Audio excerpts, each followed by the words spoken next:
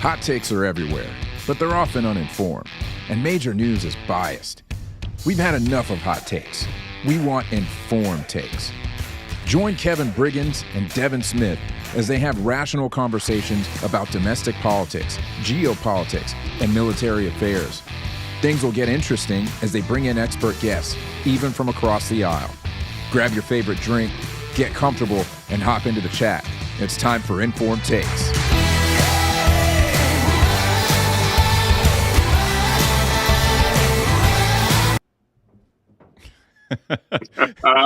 Your camera wasn't showing up. I had to fix that. Oh, man. Hey, everybody. Welcome to Informed Takes. I am Kevin Briggins. He is Devin Smith. And we are glad that you guys are with us once again. As you can see, I am not in my usual setup. I am on the road visiting family in Nashville, Tennessee. So here we are. But we're going to do the show tonight anyway. And could be another good one, man. So how you been? Been good, man. We just working hard. Everybody, all the kids around us are getting out of school, so it's getting easier for me to drive places because the traffic isn't as bad. Man, ain't it great when school's out? Yeah, man. Yeah, except for my house, so we homeschool, so my house is loud all day most of the time, but they're at least, the wife has them up there and they're a little quiet at least part of the day. Now that's not a thing, so I'm gonna be looking to get up out of here. How you doing, man? Yeah. I'm doing good, man. Like I say, on the road in Nashville, the Music City. Nashville is one of my favorite cities. I love it up here, and just up here visiting families. Heard that, man. Well, we got some folks in the chat here. We got Future. Hey, Future, our resident moderator. We appreciate you. Hey, Katie Pruitt, welcome to the show. Everybody else who's watching, let us know where you're watching from. We appreciate you being here tonight. Yep, absolutely.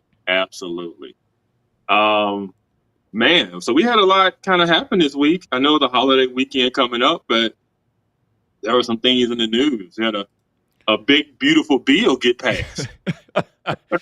Yes, at least it got past the House. Yes. And so it's funny because the Democrats already have a nickname for it. They call it the big ugly bill.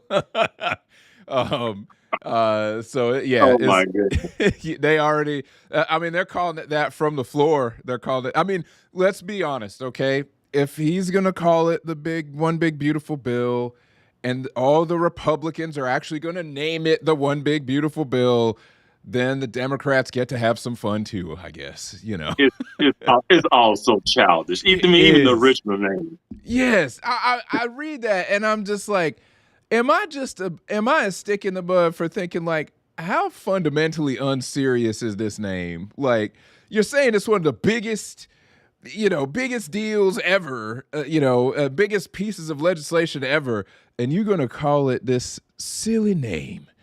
It's crazy because when I hear the bill, I just hear it in Trump's vernacular. Like, yes. This is Trump all day. It's going to be big. It's going to be huge. It's going to be the most biggest, beautiful bill we've ever seen. You're like, Huge.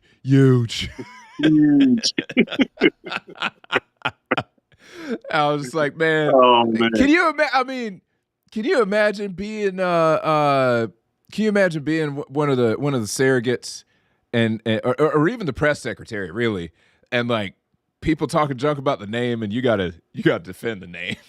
You gotta defend the name. Hey, man, you know how I feel about the press secretary job. I would do it. Yeah. You can send me out there. I will defend. I'm like, is it not big? Is it not beautiful? Come on, Jim. with the gummy bears, popping the gummy bears while you talking about it. He's like, Yeah. well, I mean, it's big, it's beautiful. Oh, what's the problem with the name? I'm like, Jim, it's how you like your women, right? Oh. Right? You know?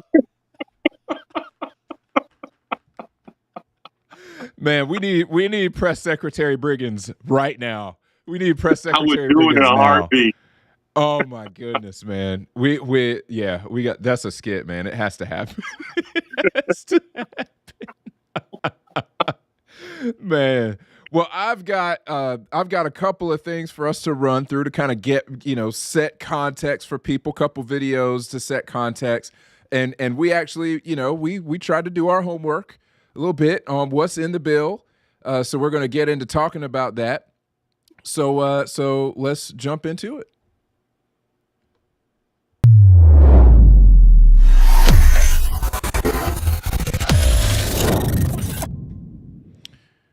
Yeah.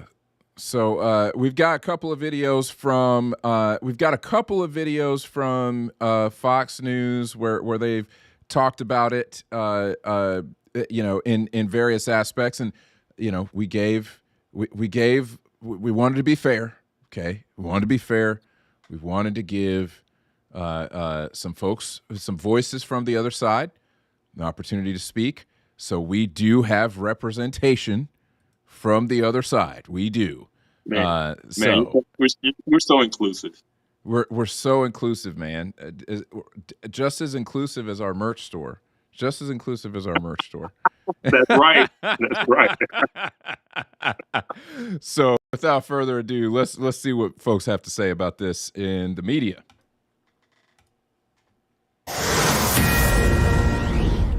Welcome back. President Trump's so-called big, beautiful bill now heads to the Senate. House Republicans passing the budget package by one vote after a marathon session last night. This after facing heated opposition from within the party. The president's calling on the Senate now to pass this legislation as soon as possible. Here's some GOP senators weighing in today. I think there's some opportunities for more efficiency, some more savings, and there's still a lot of decisions to be made. So I think we're talking about weeks or months. Let's don't get high on our horse here that we've somehow made some major advancement of reducing spending, because we didn't. Let's bring in Kevin Hassett now. He's director of the National Economic Council. Kevin, that was a close call last night. Yeah, but it's a historic day. And, I think the headline for me is that we just avoided the biggest tax hike in American history without a single Democratic vote. So every Democrat who voted against this bill was basically saying, hey, it's really great for the economy right now to have the largest tax hike in history. And instead what we did is we have a big, beautiful bill filled with extensions of things that worked before and new things. Some of my favorite things are things that people haven't really thought in their head about how important they are. But think about this, that no tax on tips. The average tip worker in America is going to get an extra $1,700 because of that. No tax on overtime. The average person getting overtime in America is also going to get about $1,700 out of that. That's kind of how we sized it. And the Council of Economic Advisors, which used the same model that said $4,000 in income last time, which ended up being $6,000, says that we're going to get about $10,000 in income for every American because of this bill. And yep, Democrats voted against it. Well, so, everyone. Not a single vote. But the Democrats do say that the legislation is a ticking time bomb of debt. Take a listen to Senator Schumer last night. 14 million Americans are in danger of losing their health insurance. This bill will shut down rural hospitals, community health centers, urgent care clinics, and more. Republicans are stealing from hungry kids, stealing from low-income families to give trillions in tax giveaways to the wealthy. This is not beautiful. It's ugly. It's revolting.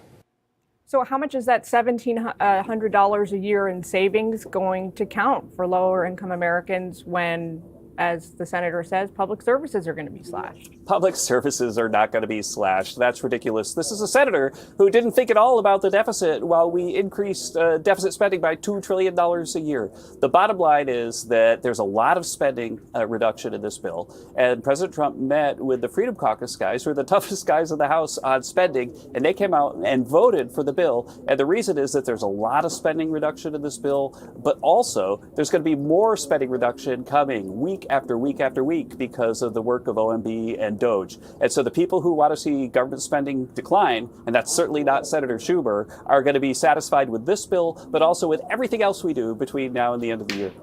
So some Republicans in the House last night said that the Freedom Caucus holdouts were reckless. What do you say? I think that in the legislative process, one of the things you do is you see that people pose that they're going to vote against in order to get something that they like right up to the last minute.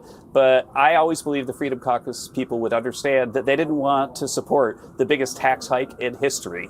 The biggest tax hike in history if they opposed this bill, and they came around. And I think that in the end, they want more spending cuts, and President Trump wants lots of spending cuts in this bill, and he wants DOGE and OMB to put downward pressure on government spending for the rest of his term. And so the spending hawks don't have to worry if they're a little bit disappointed with how much spending cut is in this bill. I know that you and your office are talking to your Republican colleagues over on Capitol Hill, the Senate just making a mad dash for recess.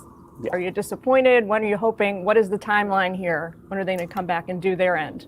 This is a very accelerated timeline that we speak regularly with Majority Leader and with Senator Crapo, who's got like the ball right now in the Senate Finance Committee. And these are people who've been studying this matter for years and years. They've got the language ready. And of course, there'll be dickering amongst the senators, and then there'll be disagreement in the Senate bill and the House bill. That's the normal legislative process. And that normal process is going to deliver a big win for the American people. All right, Kevin Ting, thanks for taking time out for us to talk to us today on this important day. I know you're very busy. We'll let you get back to it. Thanks. Click here to subscribe to the Fox News. I appreciate Lindsey Graham saying, like, hey, let's not pretend like we just made some massive spending cuts here, because we didn't. Now there are actually some pretty significant cuts to spending in the bill, and we'll get into that when we detail it. There's about $700 billion that is worth of cuts made to Medicaid and SNAP, which is basically the food stamp program.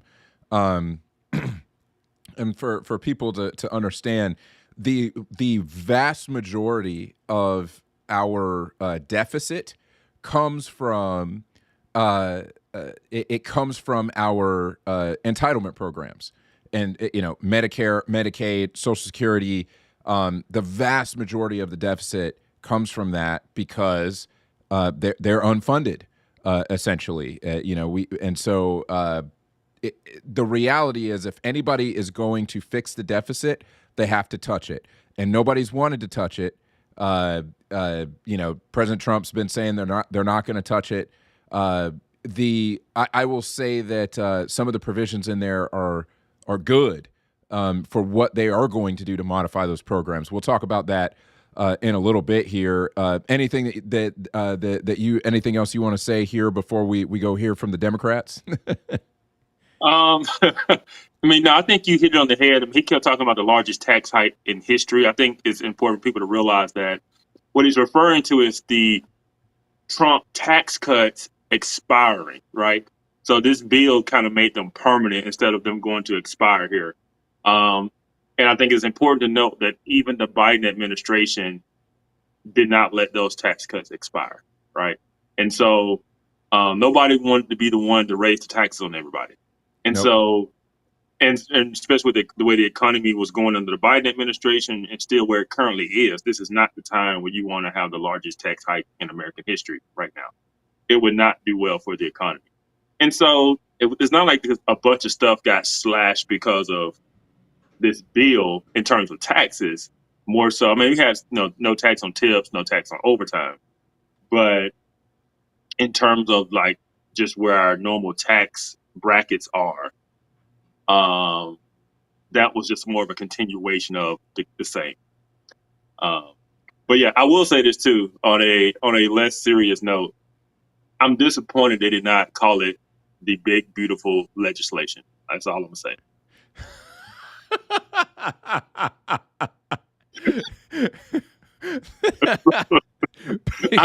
They missed the opportunity. That's all I'm saying. Big, legislation.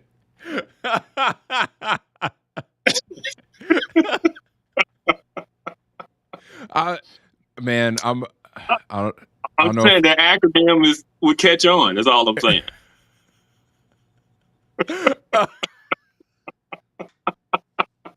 Oh, I just got that. Oh, thank you for pointing that out. I was like, Yes. am I slow? Like, what am I missing here? Oh my gosh. Oh my gosh. If Elon Musk was still involved in the Trump administration, he probably would have pushed for that. Being the king of unserious names for things. Absolutely. Man, I'll make one more comment before we go to this next video here. One of the things I don't like that this particular congressman was playing official was playing is he was saying, oh, the Freedom Caucus guys didn't want to vote for the biggest tax hike in history. And it's like, see, that's political games right there. That's weaponizing certain things to make it look like somebody's in favor of something that they're not. To basically pin them into a corner. Normal Capitol Hill political games. Normal Capitol. But if I was in the Freedom Caucus, I would have went on Twitter immediately and said, like, hey, I wasn't going to be voting for the biggest tax hike in history, but if y'all weren't serious about spending cuts, you're going to catch it from me. So you can call it whatever you want, but if I was in Congress, please understand I'd be in the Freedom Caucus. I would probably be.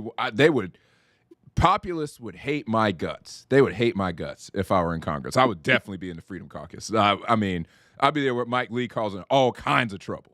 All kinds of trouble. It ain't nothing getting across my desk unless cuts are involved. Nothing. Hey, man, why featuring Katie and Mike, trying to cut the power in Nashville and take my mic? They're trying to mute me, trying to suppress my voice. Cause you over here trying to get Bill's name BBL. I mean, it's legislation, and it's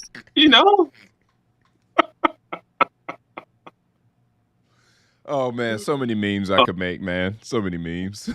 Yeah, and what makes it so bad tonight is just sparkling water. That's all. Sparkling water, man. He is sober. He is doing all this stuff completely sober. Well, I'm sorry to not be joining you on that because I actually have a legit drink tonight. I have rum and Coke, but the rum comes from my mother's home country, Trinidad. Shipped directly from there. It was a gift from my dad. Angostura rum, and it's cherry Coke because we got to put a little sauce on it, man. We got to put a little sauce on it. Why not? That's what I'm talking about. You know what I'm saying? So hey, you got me tonight, man. You got me tonight. The only reason that I got you is because your bartender, your mixologist is not in her natural habitat. She's not in her natural habitat because I am fairly certain that if you were at home, I would be blown clear out of water. You'd have a daggum umbrella in your drink. She keep upping the ante every week, man. Man. Yeah. Hey, next week's gonna have like dry ice in it. It's gonna be like steaming and like smoke. It's gonna have smoke coming out that thing. Yeah. She gonna come. You gonna be getting ready to lift your glass up, and she's gonna put a lighter on it. She's gonna light it on fire right before you drink it. And she gonna pop her head on the camera with some shades on, just like, just to rub it in my face. Man. Well. Man. Let's hear from these Democrats. They call it the big, ugly, destructive, deadly bill. Let's hear from them. Democracy depends on a free press. Please support our independent journalism at democracynow.org/give. No. This is Democracy Now!, democracynow.org, The War and Peace Report. I'm Amy Goodman in New York, joined by Democracy Now!'s Juan Gonzalez in Chicago. Hi, Juan. Hi, Amy, and welcome to all of our... Not the stereotype, but how many cats you think she owns? Bro, you hit it. You hit it, man. You hit it. At least 5. At least 5 cats. At least 5 cats, bro. I'm just saying. She fits a certain profile. I mean, yeah, man. I'm not trying to make it racial, man. I'm not trying to make it racial. But when I saw that lady's face, I was like, she is in the dictionary, in the encyclopedia next to white liberal, that lady's picture is in there. Like, man, yes. You want to talk about, dang. You want to talk about who Thomas Sowell had in mind when he wrote that book? That. Her. Sorry, y'all. Sorry, man. We off the rails tonight, man. We off the chain. We are, man. We are. All right, I'm in trouble. Serious face. No. This is it. Matt Pruitt, man. Matt Pruitt. I mean, she just has a certain look about her that looks like she drives a Subaru and she's got a bunch of stickers on the back of it. It's at least a Prius. It's at least a Prius, man. Yeah, and she has a coexist sticker. I can promise you that. Facts. I don't even know now. She might be too hardcore for that. She's on Democracy Now! Remember that. Coexist. She might not be into coexistence anymore. We might be past that. All right, but let's see what they got to say. Across the country and around the world. President Trump made a rare visit to Capitol Hill to push House Republicans to support a sweeping budget bill that gives massive tax breaks to the rich while slashing spending for Medicaid, food stamps, and subsidies for clean energy. One estimate shows nearly 14 million people could lose health coverage. A new analysis by the Congressional Budget Office says the bill will also trigger $535 billion in Medicare. Okay, I'm sorry. I got to stop it because you're going to see more of this. But my first reaction when I started watching this video was, of course they got to show the black people. Of course they got to show the black people, the poor black people. That's who they got to show. Oh, it's always. Oh, yes. It's just getting started, brother. It's just getting started. Okay. Negotiations on the bill continued through the night as a group of Republicans are pushing for even bigger spending cuts, with blue state Republicans seeking larger tax breaks by increasing the deduction on state and local taxes. Standing next to House Speaker Mike Johnson, President Trump spoke to the press on Tuesday during his visit to Capitol Hill. This is the greatest bill that will ever, I think it's the most important bill this country just about has ever done in terms of size and scope. Of course he would say that. That's why we call it the great, big, beautiful deal. I mean, it really is. The bill is, I think it's going to be one of the most important. It's the biggest tax reduction in history, biggest regulation reduction in history, incredible for Medicaid, for Medicare. During a House hearing early this morning, Democratic Congressmember Brendan Boyle outlined how the bill could trigger more than $500 billion in Medicare cuts. This is really the breaking news, because when the Budget Committee kicked off this process approximately 3 months ago, there was a commitment by President Trump that there would be no Medicare cuts in this piece of legislation. And indeed, over the last several months, there's been no discussion of Medicare at all. There has been of Medicaid, but not of Medicare.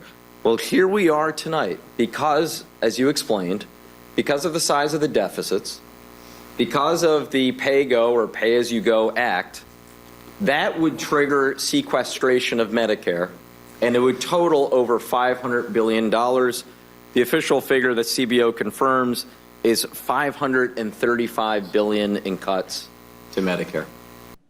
We're joined now by Bishop William Barber, president of Repairers at the Breach, founding director of the Center for Public Theology and Public Policy at Yale Divinity School, also national co-chair of the Poor People's Campaign, and co-author of the book White Poverty: How Exposing Myths About Race and Class Can Reconstruct American Democracy. Bishop Barber, you've twice been arrested recently on Capitol Hill during Moral Monday's protests against the budget bill. Talk about why. Thank you so much, Amy. And I was talking to Joan Baez about this the other day, about how ugly the times are and yet how we must stand. And we've got to sharpen our language. I was arrested with others, and we were arrested in the Rotunda for simply praying about the ugliness of this bill. And people who represent thousands, hundreds of thousands of religious congregants were arrested, and we're going back June 2nd for a mass Moral Monday sponsored by Repairers at the Breach and 20 other partners, because we have to stand up in this moment. This is a big, ugly, destructive, deadly bill.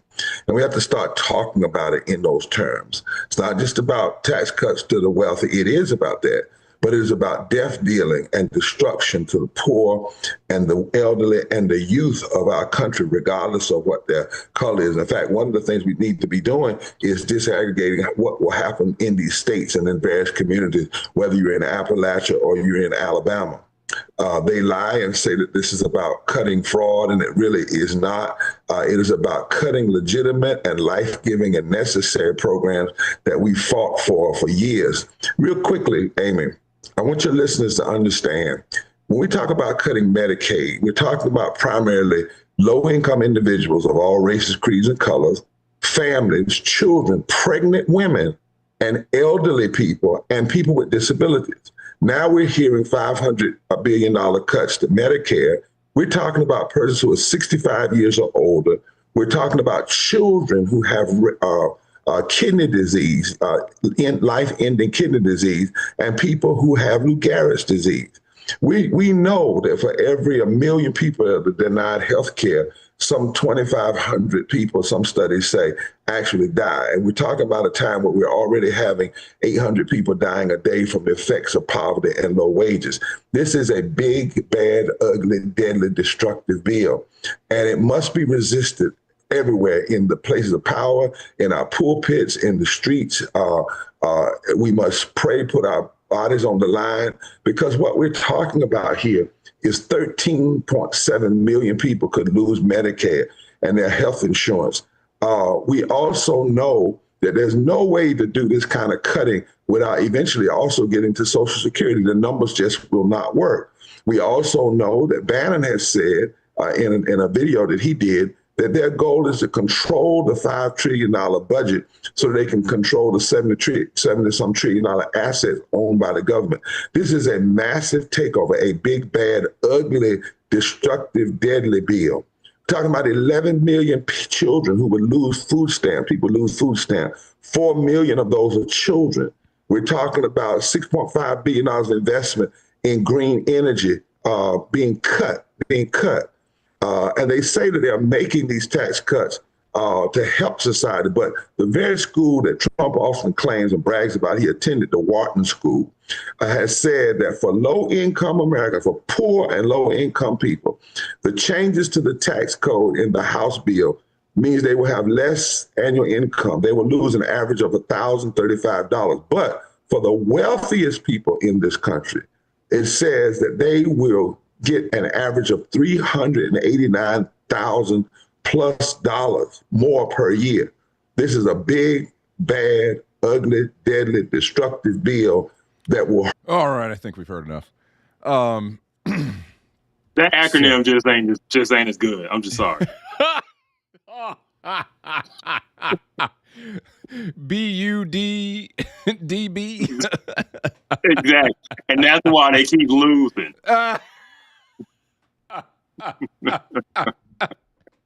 Oh man. So I think that, right, this is what every politician wanted to avoid. Every politician wanted to avoid having to touch the entitlements. All of them wanted to avoid it. Trump ran on saying that they weren't going to touch it. We'll have to get into more of the specifics of how these people could wind up losing their benefits, because I haven't seen a lot of specifics other than some certain provisions that they've put in there. But the reality is that we can't afford Medicare and Medicaid and Social Security and et cetera. We can't afford them, and so we keep pretending that we can. We keep pretending that we can, and somebody eventually is going to have to deal with it. But one thing that I want to note, and I want to get your thoughts here, is that this is supposed to be a bishop, okay? Bishop William Barber, okay? This is supposed to be a man of faith. Historically, it has been the church that has been the arm of mercy across the world. A lot of the ideas of taking care of the poor, a lot of your modern hospital systems, et cetera, come from things that were started in the church. And so it's interesting to me, and it's telling that he is spending his time fighting for the government to do this job, when if I were him, I would be thinking, okay, good, the government's going to get out of the way so that we can provide mercy as the church in a way that honors the Lord. But that's not what he's arguing for. And it's just a little bit telling of where he thinks his help comes from. Well, yeah, I mean, let's be honest, man. Whenever you see these far left progressive religious people, they're just socialists. Right. That's all they are. The poor people's campaign, really, that's still a thing? That is still a thing. Right. I mean, that was in the 1960s. And they still running that. Yeah. And so whenever you hear somebody with those type of titles and they're involved with those types of organizations, the People's Workers Program, they're just Marxists, right? And so government is their answer to everything, bigger government. And so the reason this is so horrible and dead is because the power of government's being reduced. You're cutting government, and whenever you cut government, that is like a death knell to them. And so, they are. If you listen to what they're saying, that's basically like Armageddon. They just said the worst things that could ever happen. And it's like, does anybody believe that all of those things are going to happen to those extremes in which they're shouting? It's like, no, because that would be a literal national uprising against this current administration if those were the outcomes. And so it's like, that's not a likely outcome of these things. That's right. Yeah. And it's they have to play it up. That they're going to do that, right? They're going to play up. This is just going to gut the poor. It's always their play, right? Now, I understand that they're taking advantage of a perception. They're taking advantage of a perception that Republicans do not care. They do not care about the poor, right? That's what they're doing. Man, yes. It's a very active perception. When I talk to people who I know who are not, do not consider themselves conservative, it is a constant thing that they say, like, hey, I'm going to be honest. This is my perception of Republicans. My perception of Republicans is that they care about their property. They don't care about anybody else but them, and they care about their property. The reality is that the more the government helps you, the more the government has to take. It can't help you without taking. And so It actually makes it harder to get out of poverty, because you're going to have to get taxed more and more and more in order for you to have any upward mobility. It's going to be more difficult, because the more we provide from the government, the harder it is to make it, because the more it's going to come out of your check. There's a couple of things I like to point out. Number one, that whole we don't care about the poor. I used to joke all the time, like, as a conservative, if I listen to the news or if I listen to Democrats, I hate poor people. I hate women. I hate gay people. I hate the environment.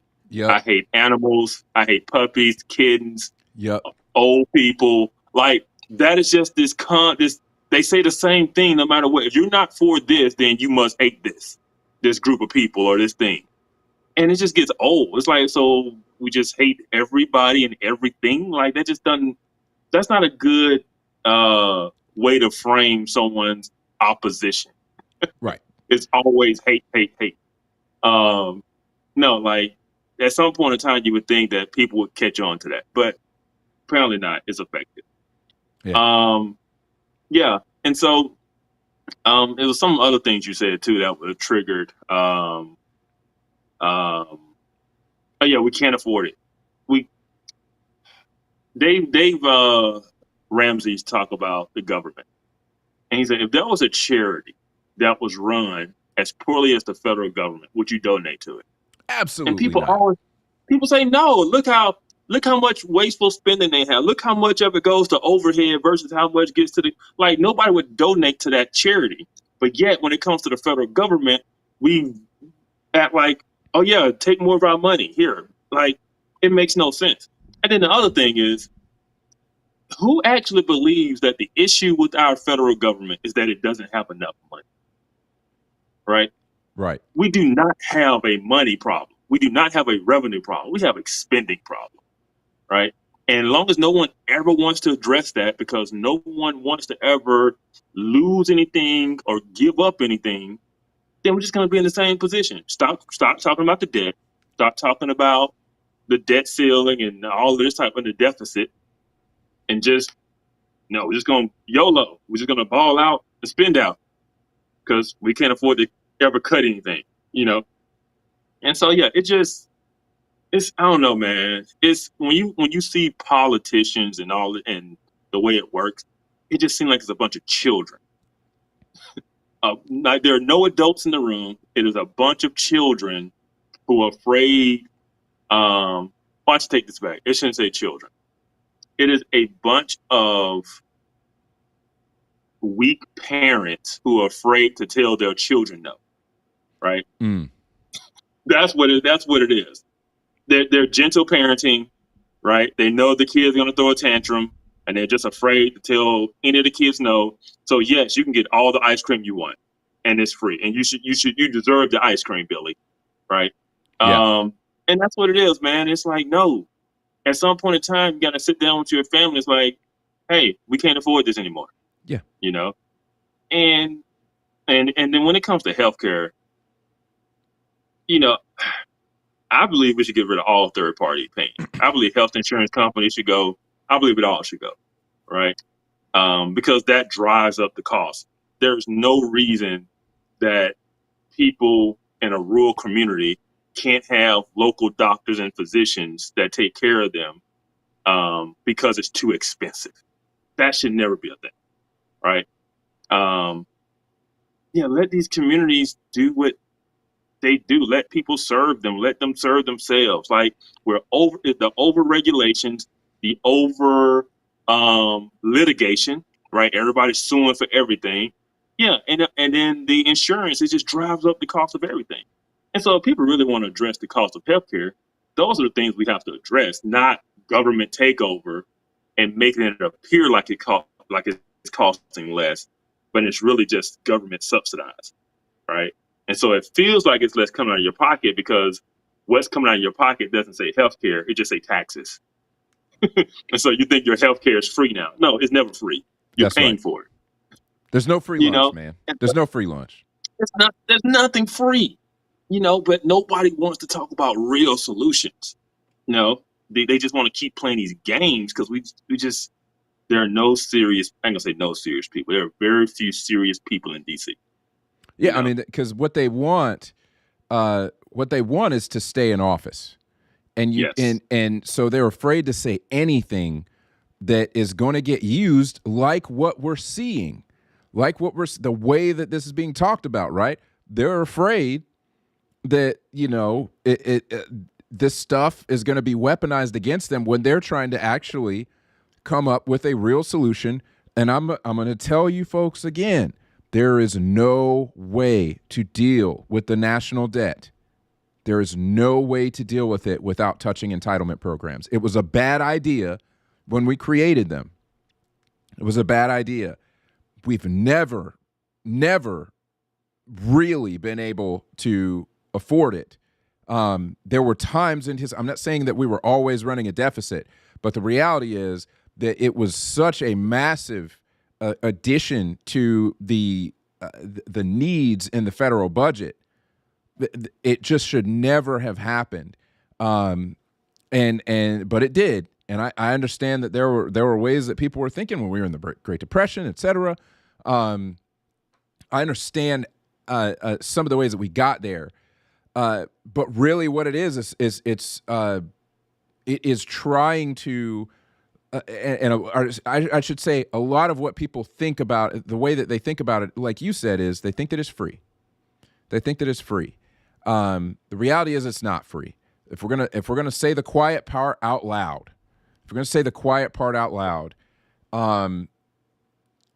somebody's gonna pay for it. Now the more hard left Democrats, and real honestly, I shouldn't even say more hard left Democrats because you have Pelosi and et cetera say it, and now what's crazy is Pelosi's, she's considered center left for crying out loud. But I say people need to pay their fair share of taxes. We're going to get into this in a little bit, but they pay more than their fair share, massively more than their fair share. But the whole, it's always couched as being free. It's not free. You are paying for it, and you're paying for a worse product. You're paying for a worse product. And if you look at any country who has socialized medicine, when people are honest about the quality of care, it's garbage compared to American healthcare. I agree with you that having the insurance companies involved in every single healthcare transaction drives the cost up. It should not be that expensive to go get checked out by a doctor. It shouldn't be.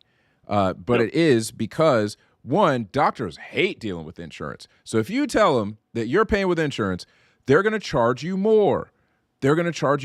I've gone to the doctor and said, "Hey, I'm going to pay self-pay." And then all of a sudden the bill drops dramatically because they don't have to go through the insurance system. They don't have to wait as long to get paid, all that stuff. I'm not saying that all insurance is bad. Somebody gets cancer, catastrophic stuff, that's when we need insurance, okay? Yeah. You get in a massive wreck where it's going to cost, $100,000+ to put you back together. That's when we need insurance. I should not need insurance to go get a physical. I should not need insurance to go get checked out by my doctor because I'm sick. But that's the way that it works now because the insurance companies are in between the patient and the doctor in every transaction. Yeah, and the only thing that Democrats and the left are doing is trying to replace the insurance company in between you with the government in between you. That's it. Right. That's it. That's all it is. Yeah. And if you think that's going to be better, think again. It's going to be much worse. Can you imagine the DMV taking care of you? Like, take care of your health? That is the perfect example. Yeah, the DMV, you go to the hospital and it's like the DMV. Yeah. That's what it is. That's what it is. I mean, so it blows my mind. But, I want to keep us on track because I got one more video from Democrats that I want to show. I got one more video from Democrats that, like I said, the usage of the poor black people continues. It just continues. Sorry.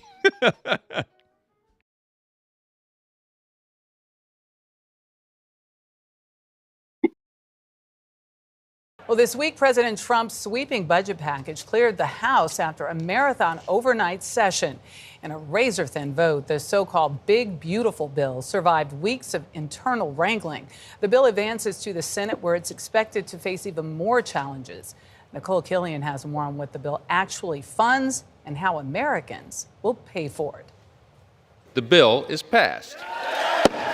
It was a race to the finish as House Republicans advanced President Trump's signature legislation before the Memorial Day recess. This one big beautiful bill is the most consequential legislation that any party has ever passed. This is one big, ugly bill. There it is, right that House Republicans are trying to jam down the throats of the American people. The House cleared the massive package with only one vote to spare. It funds the president's top priorities from defense and energy to border security, including the wall. It also extends his 2017 tax cuts, boosting the child tax credit to $2,500, establishes $1,000 Trump savings accounts for newborns, and adds populist proposals the president campaigned on, like no tax on tips or overtime. But to pay for the roughly $4 trillion measure, the bill mandates at least $1.5 trillion in spending cuts, including reforms to Medicaid with new work requirements set to take effect by the end of next year. All I want is one thing, 3 words. We don't want any waste, fraud, or abuse. Very simple. Waste, fraud, abuse. Other than that, we're leaving it. The bill also slashes about $267 billion from SNAP, or the Supplemental Food Assistance Program, which includes food stamps. You campaigned on lowering the price of groceries. How do you justify cutting food assistance in this bill? Let me just tell you, the cut is going to give everybody much more food because prices are coming way down. Groceries are down. Is that what you're seeing when you go to the store? No, ma'am. I usually buy the 5 dozen eggs to last for a month. They went well, full. They used to be $7.97. Hattie Temple is on Medicaid and food stamps, receiving about $60 a month. How do you stretch that? What do you typically use the food stamps for? I'll go buy me 2 meat packs. I'm not eating fancy, I'm just eating. She traveled from Arkansas to Washington this week, along with others around the country, to lobby lawmakers. And she may return again as the Senate takes up the bill next. You're supposed to go fight for yourself. You can't sit down and be quiet. Some senators have. I told you. But how? If she can't afford food, how she go from Arkansas to D.C. and talking about she going back? Because somebody paid for her to go, baby. Somebody paid for her to go. They can pay for her food. That's They can pay for her food. That's what I'm talking about. Y'all couldn't buy her. Y'all could probably bought her a month's worth of groceries. Instead, y'all flew her up to D.C. so you could use her as a political tool. Yes. Come on now. Yes. Come on. Yeah. Making changes to the legislation, but time is of essence. GOP leaders have made clear they'd like to get the bill to the president's desk by July 4th. For CBS Saturday Morning, Nicole Killian, Capitol Hill. Now you know for a fact she don't talk like that in real life. Okay, that's the news anchor voice. You know she don't talk like that. Oh no. You know she don't talk it's like like that. Oh, it's like that classic. You remember that? Have you seen the video? The classic one from the guy who's reporting on the school and the bug flying his mouth. Yeah. Yes. That's exactly what I was thinking about. When I said that. I was thinking about that dude, and yeah, that is absolutely hilarious. Again, my wife used to work in broadcast news, and it is funny that some people really do. That's what they sound like all the time. Some of them, that's what they sound like all the time. But so many of them, there's a style. You go to journalism school, you learn the style of speech and all that stuff. But it's just so funny. I know she don't talk like that in real life. I know she don't. But I told you, what were they going to do? They were going to trot out the poor black people. That's what they were going to do, man. And here's my deal, man. You just know. It's like, okay, what CBS decides they're going to do a story. They're going to do a package. They're going to find this woman, and they found a old black lady missing teeth. To make it look as extreme as possible, Trump is beating down on this old black lady. And I'm like, man, it's not that I don't care about that lady's situation at all, but y'all know what you're doing. You know what you're doing. Yeah. Yes. Yeah, and it's one of those things of there are way more poor white people in America than poor black people. Oh, yeah. But yet they always find poor black people to be representative of poverty. That's That's like, I was like, man, I was like, okay, I have to go and find some of the take from the other side of the aisle. And I just knew when I did it, I was like, I know what they're going to do. They're going to trot out to poor black folks. That's what they're going to do. Yeah. And CBS did not disappoint, man. They went hard in the paint. They went hard in the paint, full send. So let me talk about some of the stuff like the SNAP program, right? There are cuts in the SNAP program, but those cuts, from my understanding, are the anticipation of the new requirements that are coming in for if you get SNAP benefits, you must work, right? Yes. So yes, if you are working and you're bringing your own money, then yeah, your SNAP benefits will be reduced because you're now bringing in income. And so it's not that they're going to get less money. They just have to work for the money that they're going to get. Like, this is just basic common sense, right? Also, the requirement to have a job and all this kind of stuff to get benefits is also going to cut out some people who are here illegally who get benefits. Correct. Because it's going to take a certain level of documentation to get them. They don't want to talk about that. They don't want to talk about that. Yeah. And so there is some anticipation of there are people on the program now that are going to come off, and there are people who are on it who are going to be reduced because they're now working. Right. And so that is not a bad thing. If you just want, and so they just want to focus on the cut in the number instead of saying, okay, why are they anticipating that less money will do? Because they're going to have less people to support, So yeah, that just needs to be, That is one of the things that I think that the Republicans are going to have to be ready to deal with. They're going to have to be ready to deal with the rhetoric that's coming from the Democrats, because if they don't, they're going to get, absolutely smashed in 26. They're going to get smashed. So they have to be able to speak with nuance. And unfortunately, that is not one of the hallmarks of a Trump administration. Speaking with nuance is not one of the hallmarks of a Trump administration. But that's what's needed right now. They need smart people. I'm gonna be honest. It's never been the reputation of Republicans at large. Right. What people Reagan have always been frustrated with the Republican Party is that they are horrible with messaging. They're horrible with just telling people like the good things or the details of what it is they're doing. And they let the Democrats take over the airways with, these hot takes. You hate the elderly, you hate this, and the Republicans never get their message out there. Yeah, and that's one of the unfortunate things, because the Republicans, in my opinion, the Republicans have the better message. They have the better message. Now, like solid Republicans, I will say that there are a couple things in this bill that are very populist. The CBS was not wrong in saying that they're very populist, and I'm not a fan. The $1,000 Trump savings accounts for every new baby, bruh, that's socialism light, bruh. Socialism light. It's universal basic income light. Come on now. He wants something with his name on it. It's a legacy thing. It's a terrible idea. We're gonna spend $1,000 for every baby that's born. Are you serious? Well, what they're also trying to do is incentivize people to have kids. They are. Right. But again, it's social engineering. It's social engineering. Not a fan. If we're talking about cutting spending, but you want to spend $1,000 on every baby. But what did Thomas Sowell say? Whatever you tax, you get less of, and whatever you subsidize, you get more of.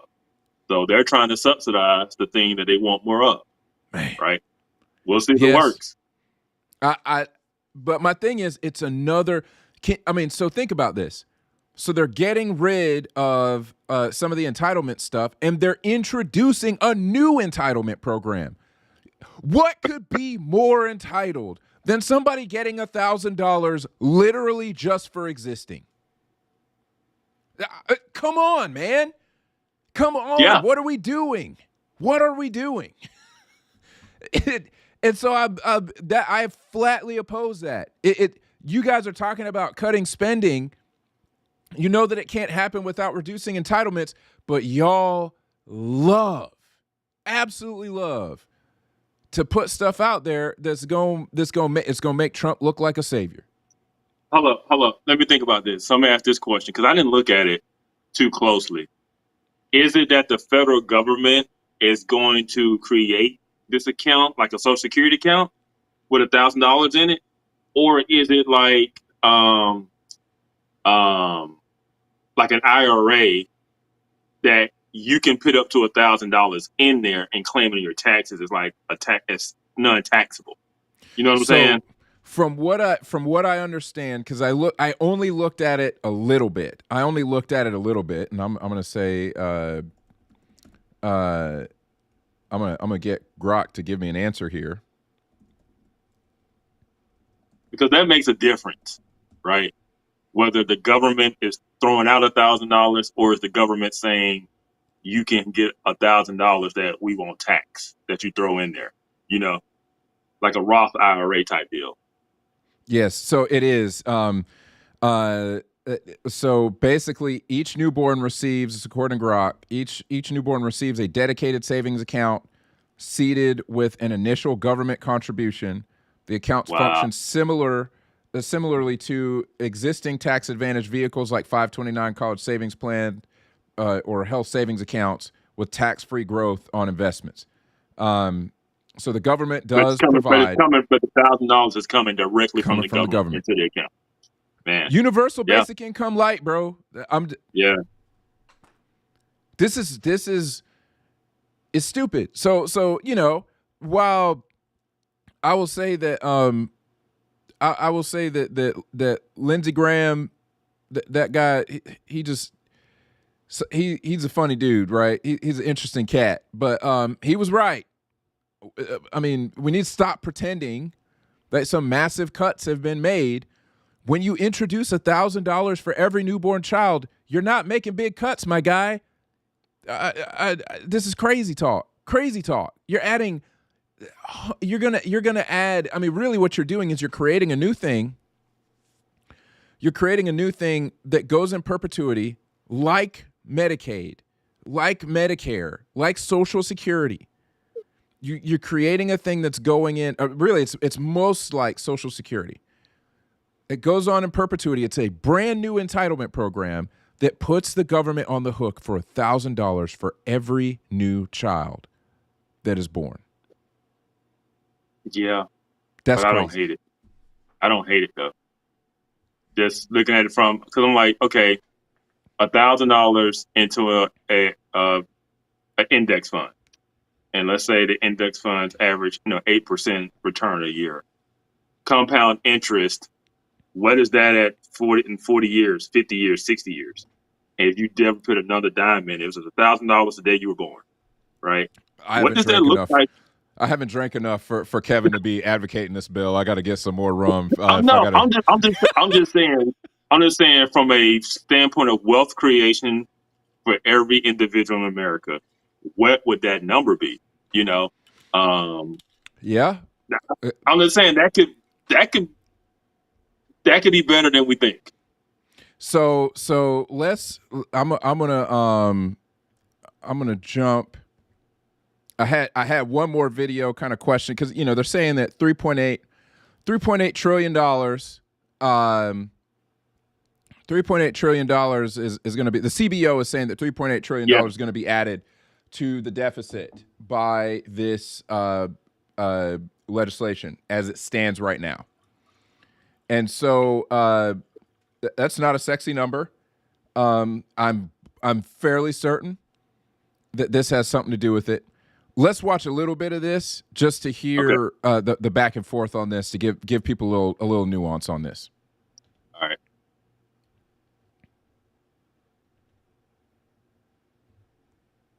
We've got Steve Myron, who is the chair of the Council of Economic Advisors, and we have to deal with one big, beautiful tax cut bill, spending and tax cut and deregulation bill. Steve, welcome back to the show.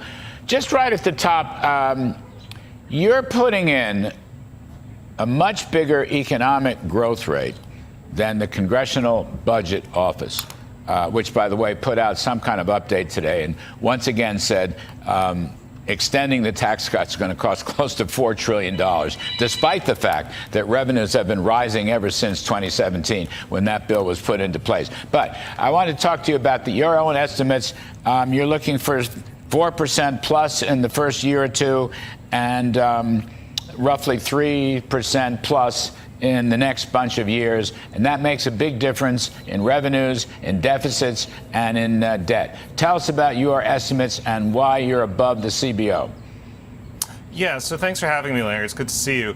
The Council of Economic Advisors just put out a white paper. It's on our website. You can get it at the CEA website on the White House website. And we found exactly what you said, that over the next 4 years, the tax bill, the one big beautiful bill, would boost GDP, would boost the economy by about 4.2 to 5.2% over the next 4 years relative to what happens if the bill doesn't pass. It'll create about 7 million new jobs, and it'll boost take-home pay for a typical family of four, take-home pay by about $8,000 to $13,000, right? So these are very significant growth effects, and that's why it's so critical that we get this bill over the line. So help me out on this. I don't understand. I keep reading in various publications, the Wall Street Journal and elsewhere, the news pages of these papers, that the Republican plan is going to increase deficits by $3 trillion over the next 10 years. Now, the CBO baseline itself increases deficits by $20 trillion over the next 10 years. Under Biden, it was roughly $2 trillion a year. Now, this is their own baseline. So you're going to come in at $3 trillion. That would be a lot less than the $20 trillion, and probably it slopes down, although we haven't seen exactly what the House is going to produce. We'll have to see the scorecard later. Or, for example, with your kind of growth rate, there aren't going to be any deficits at all. Let's say the next 3 or 4 years, 5 years, there'll still be deficits, and then they'll evaporate. But where's this plus $3 trillion come from? Look, I'm so glad you brought this up, and I think it's really unfortunate that this conversation tends to be dominated by the CBO scoring process, because the Congressional Budget Office leaves out so much when they're calculating their scores. Here's all the things they leave out that are going to bring the deficit way down. They leave out the fact that this bill is going to boost growth. It's going to boost economic growth, which is huge. We get economic growth up to 3%. It creates 4 trillion new revenues over a decade, right? That's number one. Number two is tariff revenue. We're taking in hundreds of billions on an annualized basis of tariff revenue. That brings down deficit at another percentage point of GDP. Number three is going to be interest expenses. This bill and deregulation together kill inflation. By pushing out the supply side of the economy, we kill inflation completely. That allows interest rates to come down. If they come down to where they were before COVID, it's another point at least off of the deficit. And then there's cuts to waste, fraud, and abuse. Between all these things, we can reduce the deficit by about 3 to 4 percentage points worth of GDP. This is huge, and none of it's in the scoring process. So it's really unfortunate that the CBO scoring process dominates the conversation.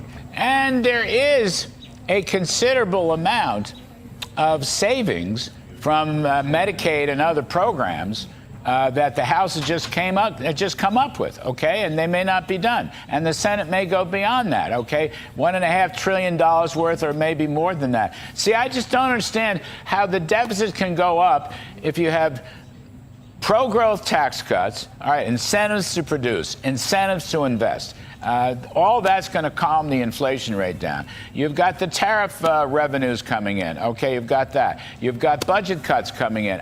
That's what is so baffling to me. And I keep reading, not that deficits are on a downward glide path, but that they're actually going to go up $3 trillion. But wait a minute, even if they went up $3 trillion, Steve, even if they did, it would still be less than the $20 trillion under Joe Biden, where you had $2 trillion deficits as far as the eye can see. Do you follow? What are these newsrooms thinking? Yeah, well, look, they're just following what the CBO is putting out, and the CBO is focusing on one tiny part of the fiscal policy and one tiny part of the economy, and they're ignoring all this other stuff that's going on that you described. But I think it's pretty obvious that tax cuts created the economic boom in President Trump's first term, and debt to GDP was stable. Debt as a share of GDP was very stable, and tax cuts are going to create the economic boom in President Trump's second term also. It's very simple. And you're saying also, for middle-income folks, working folks, I would call them blue-collar folks, their after-tax take-home pay is going to go up because tax savings are going to go up. Just give us a little bit of wisdom on that. Yeah, so there's a number of things going on. First of all is direct tax cuts, which improve people's take-home pay. Number two is that GDP is going to go higher because of all the economic activity we're going to create. And the president's proposals, no tax on tips, no tax on overtime, tax relief for seniors, right? These are all going to create a booming economy with additional labor supply. And then the tax incentives for firms to invest in America, full expensing on equipment, full expensing on factories, right? These are huge incentives for firms to invest in the United States, build facilities in the United States, hire in the United States. And all this creates higher wages. Real wages will go up by about $6,000 to $11,000, and because families get to keep more of the taxes every week of their money that they make every week, take-home pay that's higher wages and lower taxes goes up by about $8,000 to $13,000 for a family of four. Big numbers. Big numbers. Yeah, terrific stuff. We'll tackle the CBO later in this show. I got some surprises for them. Steve Myron, CEA Chair. Thank you, sir. We appreciate it very, very much. Yeah. So, just wanted to give some color on, and that's one of the things I appreciate about you, Kev. You often bring up that the CBO is looking at a certain part of it, but it doesn't seem like they're factoring in other parts, and so their numbers sometimes paint the absolute grimmest picture possible. Yeah, and I'll say this too. I think what the CBO is not doing, like, that guy's looking at it. I don't think the CBO is calculating or looking at it from the what if standpoint. Right. What if it goes up 4%? They're not doing that, and so they're using kind of standard numbers and throwing this stuff in there and saying, "Hey, if nothing changes, the status quo is the status quo. This is what this bill would do," right? And they're not counting into the effect all that stuff that guy was saying. It's like, no, this is what we think this bill is going to do and produce. The CBO isn't. They're not projecting like that. They're not speculating like that. They're just saying they're plugging numbers in and saying based on current outlooks or current situation, this is what these tax cuts and spending blah blah blah would do, right? And I think it's good to know that they're going off like a standard baseline and not projecting any of those types of positive impacts that guy's counting on for this not to happen, right? Right. And so, yeah. Right. Yeah, and obviously this dude is a part of Trump's advisory team. He's going to paint the rosiest possible picture, so we also can't take his word at face value, but I do think he has a point. He has a point that they're not factoring in how some of this stuff could work. Now, tariff revenue, it'll be interesting to see if the tariff revenue holds. We have still, after all the deals are kind of said and done, as it stands right now, because they're still working out deals, we've still increased tariffs on foreign imported goods. We've still increased tariffs. Now, those have come down. They've come down significantly with many countries, and so it's not as much as it was before. But the reality is there is still some tariff revenue, and I'm not saying that that's a necessarily a bad thing. If they're going to have any kind of tariffs on our stuff, then it's fair for us to put duties on their stuff. It's fair. You put a duty. Say what? Nothing. I hate I missed it because I know Kevin Wild tonight. He wild tonight. We actually Kevin's wild when he don't drink alcohol.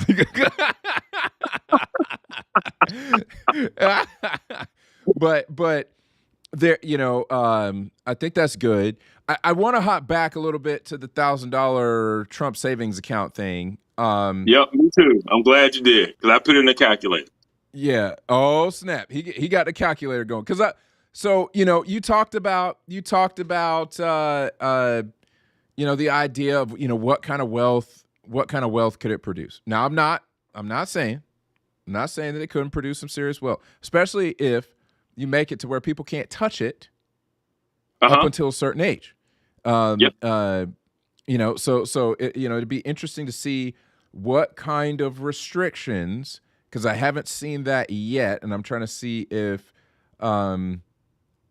Grok, is able to detail any of that. And the reason I'm pulling up Grok, folks, one of the things that when Elon got involved in politics here, got involved with the administration, one of the things that he said that I absolutely love is that from now on, they're not going to be able to hide anything in bills. They're not going to be able to hide anything because it's going to get uploaded into AI, and you're going to be able to find what's in the bills. So they're not going to have any more pork-filled reconciliation bills that have a bunch of bullcrap in there that you never hear about because they introduced it at like midnight, and the Congress people didn't have any time to vote on it because 1,500 pages long, and they got to have all of their aides try to comb through that thing to find all the nonsense before the vote happens. That can't happen anymore. Essentially, they're going to be able to upload the entire bill and have AI find, whatever they want to find through it. They was like, hey, go look for this, and it'll find it. And so it's really cool because that's basically part of how we have prepared for the show is we're like, hey, go in there and tell me what's in this bill. And so that's part of the prep that we've done to try to help you all have a more informed take on this.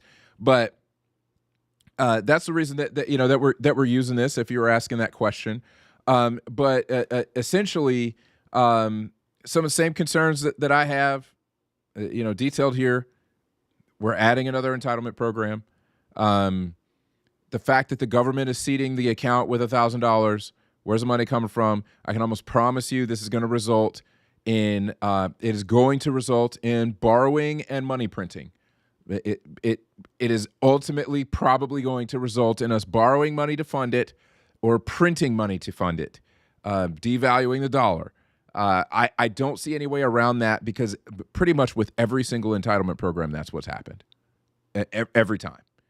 And they vastly underestimate how much the programs are going to cost. They usually underestimate it. That's what that's my big issue with it. We'll see how this what happens to this as it moves through the Senate. But the big concern that I have is that if we don't have money for Social Security, we don't have money for this. Just saying. We've had a couple people comment here. Hey, Roger's saying Social Security is tanking, but there's spare money, for this new program, for basically for every baby, to get money. It's a weird look for that to happen. And I don't know if we still have Kevin. We might have lost him. He's on the road here. You hear? All right. Okay. We lost your video. Yeah.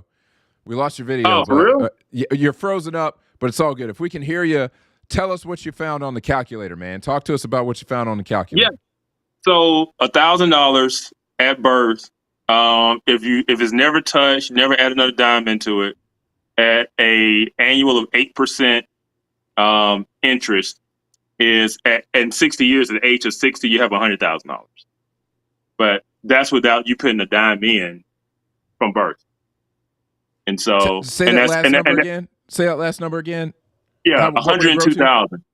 $102,000. Wow. And that's just 8%. That's being modest, Yeah. I mean, that's nothing to sneeze at. That's crazy. Again, what that tells me, yeah, we got your video back. What that tells me is I need to start an account for all my kids. If the government could do that, that's what I need to be doing. Lord of mercy. But sort of idea that the government needs to do this, first of all, that the government can afford it, second of all. Because the reality is that we're talking about needing to reduce how much we're spending on all these other programs.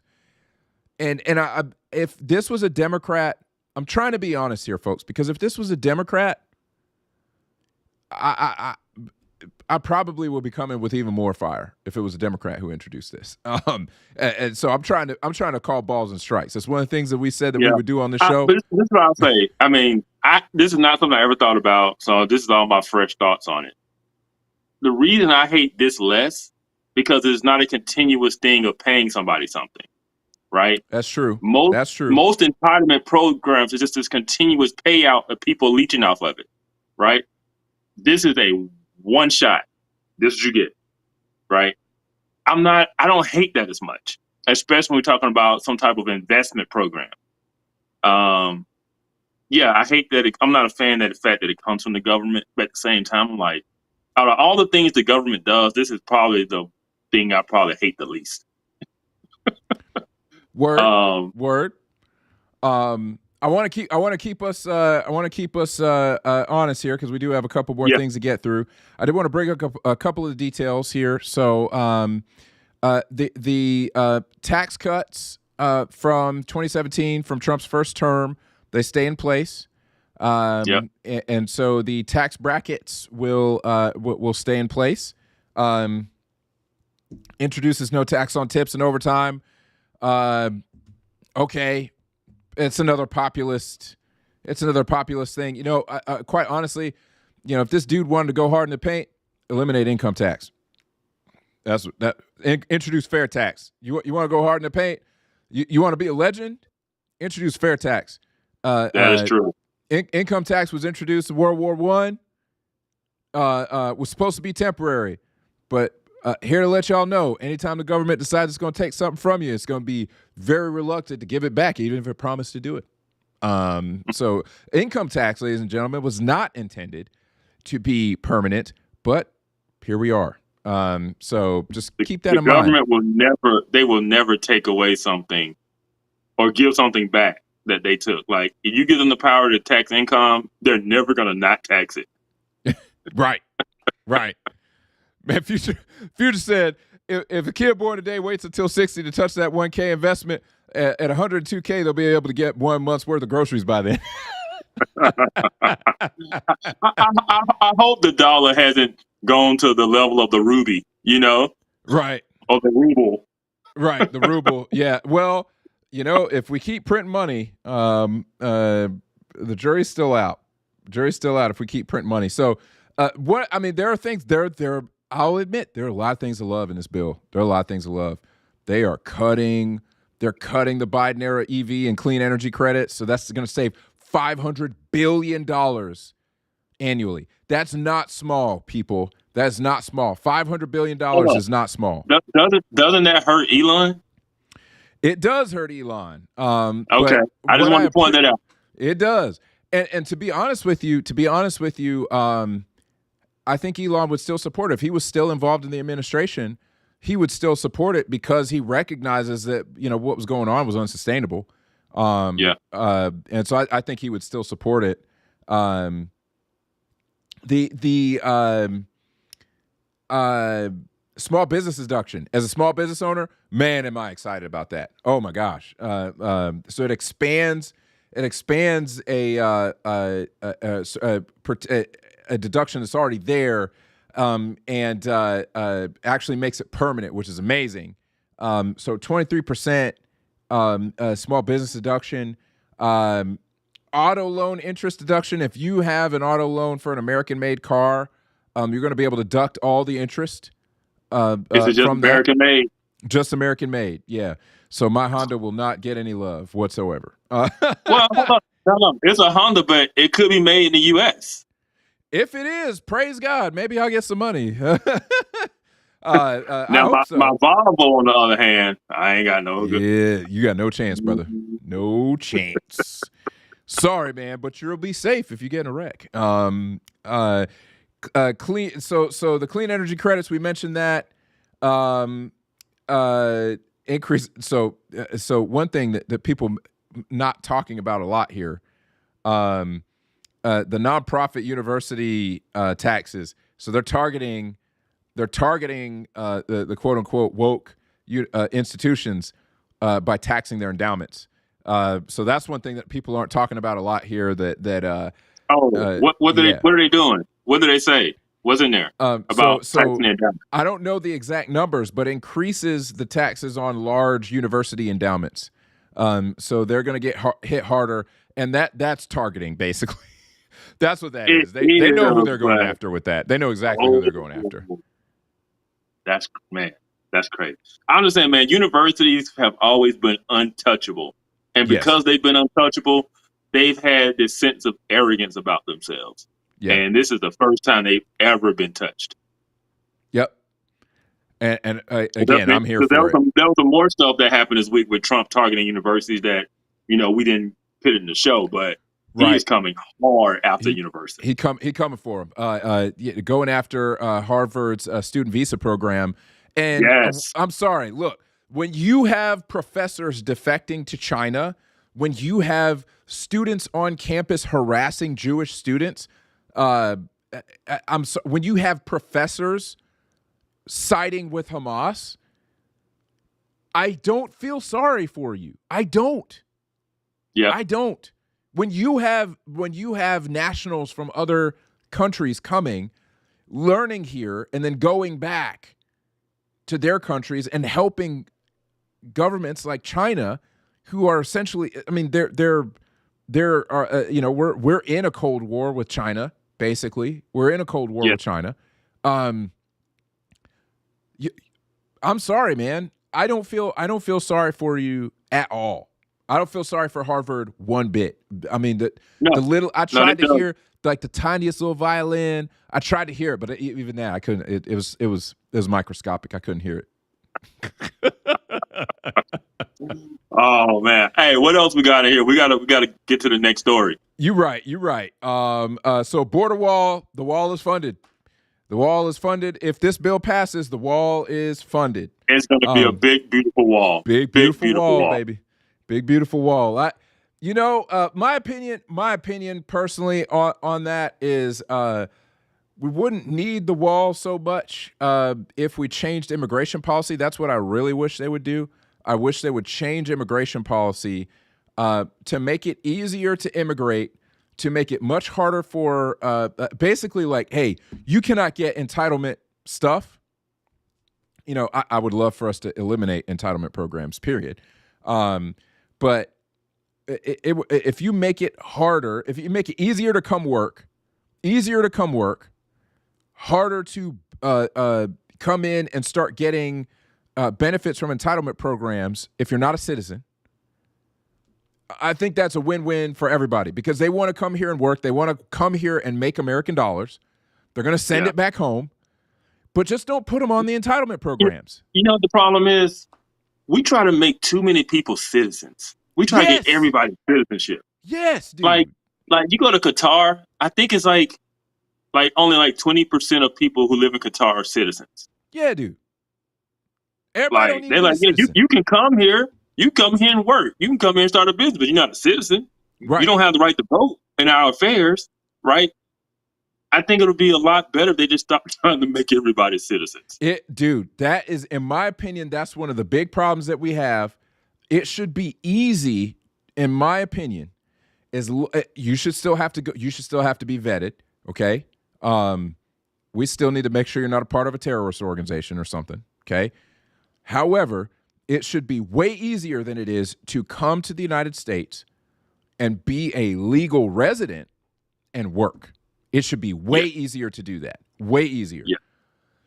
But it needs to remain difficult to become a citizen. It needs to be difficult to become a citizen because if you're going to become a citizen, we need to make sure that you're an American. And when I say that, we need to make sure that you embrace our values. Our country was founded on Christian values, values freedom, values individual liberty, values small government. We need to make sure that you're an American if you're going to have the right to vote. It needs to be hard to become a citizen. I'm full on for it not being easy to become a citizen. It should not be easy to gain the right to vote, but it should be very easy to come here and work, in my opinion. Yeah, facts. Man, Devin for president. Let's go. My wife said I'm never allowed to run for president. I don't know if I'm that crazy anyway, but she said she's never, ever, ever going to accept the responsibilities of being the first lady and having people scrutinize her like that. She said I'm never allowed to run for president. So, and this is the thing, I know she is dead serious. She's dead serious, bro. She's dead serious because she knows that there's a little part of me that if I ever got the chance, okay, if I ever did anything in life that ever got me the shot at running for president, I'm crazy enough. There's a little part of me that's crazy enough that I would actually run. And she basically let me know. She's like, you will never run for president. She knows I'm probably going to run for some kind of political office at some point. But she said, you will never run for president. I will never be the first lady. Hey, I'll talk to her. I'll talk to her. Appreciate that, bro. Appreciate that. Yeah, I appreciate that. Yeah. I mean, I don't know if I would ever be qualified to even run for president, or I'd probably be too hardcore for him. I mean, you know what I'm saying? But I'm like, hey, entitlement program, what? Get rid of it. Income tax, what? Get rid of it. I'm too hardcore for these people. They ain't ready for this. But actually, she was saying today, she's like, I see Kevin run for political office one day. I'm like, yeah, I hope he does. I have heard that a lot. I have heard that a lot, but until somebody of importance comes to me and say, "Hey, we want you to do it," then it's not going to happen.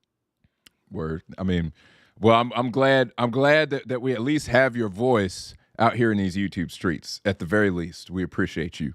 All right, so to kind of wrap up a little bit of this, some of the other things, national tax credit for parental choice in education is a part of the bill. It's one of the things that doesn't get talked about a lot. They are trying to nationalize school choice as a part of this bill. I'm a fan. That's also controversial. Yeah, I mean, if I'm going to have to pay any money at all for education, because I'm not a fan of being forced to pay for public school, if I have to pay for it at all, I want choice. I want choice. Yeah, but this is the controversial part, and the reason a lot of like homeschool organizations are against it is they see this as a Trojan horse, because the minute the government comes in there and starts funding it, the government starts having say. Yeah, and so that's a good point. Yeah, it sounds great. It's school choice. You can take your dollars wherever you want. But, man, the minute you drop those tax dollars into a private school or a Christian homeschool co-op, the government now has a say in that. And so there have been people who have been arguing against it. They're for school choice, but be careful what you ask for is what they're saying. 100% agree with that. Be careful any organization that takes federal dollars. 100%. No, I absolutely agree with that, actually. And it's one of the things that I've said about universal health care. The moment that the government starts funding it, they start having a say in it. That is reality, okay? I don't care what anybody tells you. The person who is cutting the check has a say. And so if the government is cutting a check, they have a say. You heard it here, okay? I told you before it happened. If school choice happens, if you wind up, to my chagrin, getting universal health care, getting single-payer health care system, please understand that the government is going to have a massive say in what you do with your body. All you people who talk about my body, my choice, not anymore. Not if you have single-payer. Not anymore. Mm-mm. Yeah. I'll say this, too. When it comes to school choice, I think school choice with government funding is good if you want to go from one public school and take your money to a different public school, right? Yeah. Or a different charter school, right? Yeah. That's where school choice comes in. But if you're a Christian private school and all of a sudden you think you can start using that money for tuition, you don't want to do that. You know, or like I said, you're a homeschool co-op. You don't want to take that money. How they do it is going to be very important, because I like the point that Tim Scott made. The money follows the kid, right? So if they can put provisions in there that, hey, look, you're paying into it, therefore you can choose where the money goes. if they can put those provisions in there, then they can protect that to where, at least for a time, that the government can't come in and start having, massive opinions about it. But yeah, you're right, man. It's dangerous for homeschoolers and Christian private schools to take that money. It's dangerous unless there are some strong provisions in there. Appreciate you, Retro Jazz Dancing More. Really appreciate that. Glad that you're here. Longtime homeschooler, 25 years. Mad respect. We are both me and Kevin. We have homeschool families. God bless our wives because they put in a lot of work.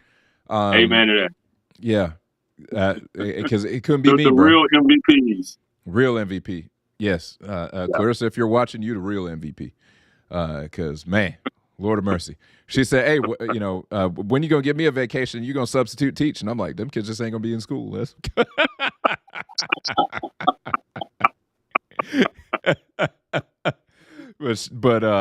But yeah, man. So we got that. We've got the gun silencer thing. I'm a massive fan of that. No more tax stamp on suppressors on guns. A massive fan. Oh man. You know what? Keep that DL, okay? Let's not talk about that a whole lot because I want that to pass. Lord of mercy. I want that to pass. I'm a big fan of that. Gig economy, they repealed the $600 reporting for Venmo and PayPal. Massive fan of that. That was a massive overreach in my opinion, by the Biden administration. They just want to be able to get every dime from every single person. And when you're in the gig economy, you're paying more taxes than the average person anyway. You're paying more taxes on what you bring in because you don't have an employer paying your payroll taxes. I haven't heard a whole lot about that bill that Biden passed where anything over $600 had to be reported, any transaction. I hope that got returned. So the beneficiary, I think that was mostly related to the, it's like beneficiary entity or something like that, where all small businesses were going to have to register who's the beneficiary entity on their businesses. So you got an LLC, they got to know who's getting the money. And the point of that was going to be to get in everybody's business and get in everybody's bank account. They were going to bring in all the IRS agents to get in everybody's business, get in everybody's bank account. You got more than $600 from anybody. It had to be reported to the federal government. So far as I know, that stuff is dying. If anybody knows better, be sure to let us know, informedtakes@gmail.com. Definitely let us know, or comment on this video on YouTube. But so far as I know, that stuff is dying. The last thing that I want to mention here, because there's so much to talk about. It is a big bill. There's a lot. I mean, we could have did the whole show on this topic, and we still can if you want to. We can keep going. We do have something else that I think we should touch on because I think that it is prescient. But the debt ceiling is getting raised by $4 trillion to avoid a default. Typical reconciliation stuff. I understand the reality. If you've ever tried to do anything in life that involves other people, it's hard to get things across the line, especially big things, right? You're trying not to disrupt everything. You can't get the massive change that you want all the time. But man, I look forward to the day that we stop raising the debt ceiling on reconciliation bills. In my opinion, and I want to say Ben Sass at one point talked about this. Ron Paul has talked about it. Rand Paul has talked about it. Man, I'm having a hard time remembering the gentleman from the state of Florida, senator from the state of Florida, who was running to, I think, or maybe he might have been in the House. I can't remember if he was running to be the speaker. Might have been running to be a majority leader. Actually, I think he's in the Senate. One of the problems that we have is that Congress has basically abdicated its responsibility of having the power of the purse. And so we keep having these reconciliation bills where all we do is increase the debt ceiling. We keep increasing the debt ceiling, and we can't do that forever. We can't keep doing this. So I do think that this bill is a step in the right direction, but I don't like that we're just, we keep having to increase the debt ceiling further and further because we just can't help spending money, man. Goodness. All I know is I don't like your negativity around this big, beautiful bill. Right? I don't, man. It's big, it's beautiful, the biggest ever, the greatest ever. That's all you're supposed to say. That's all you're supposed to say. Man, whenever you say that, I need you to have the gummy bears, man. I need you to have the gummy bears. To be eating the gummy bears while you're saying that. I need the full press secretary Briggins experience when you say that. Oh, and I'm sorry. It is a big and beautiful legislation.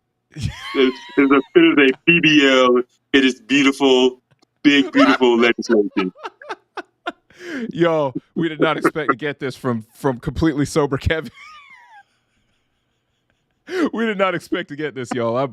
I'm here for it. I'm here for it. Oh my goodness, man. So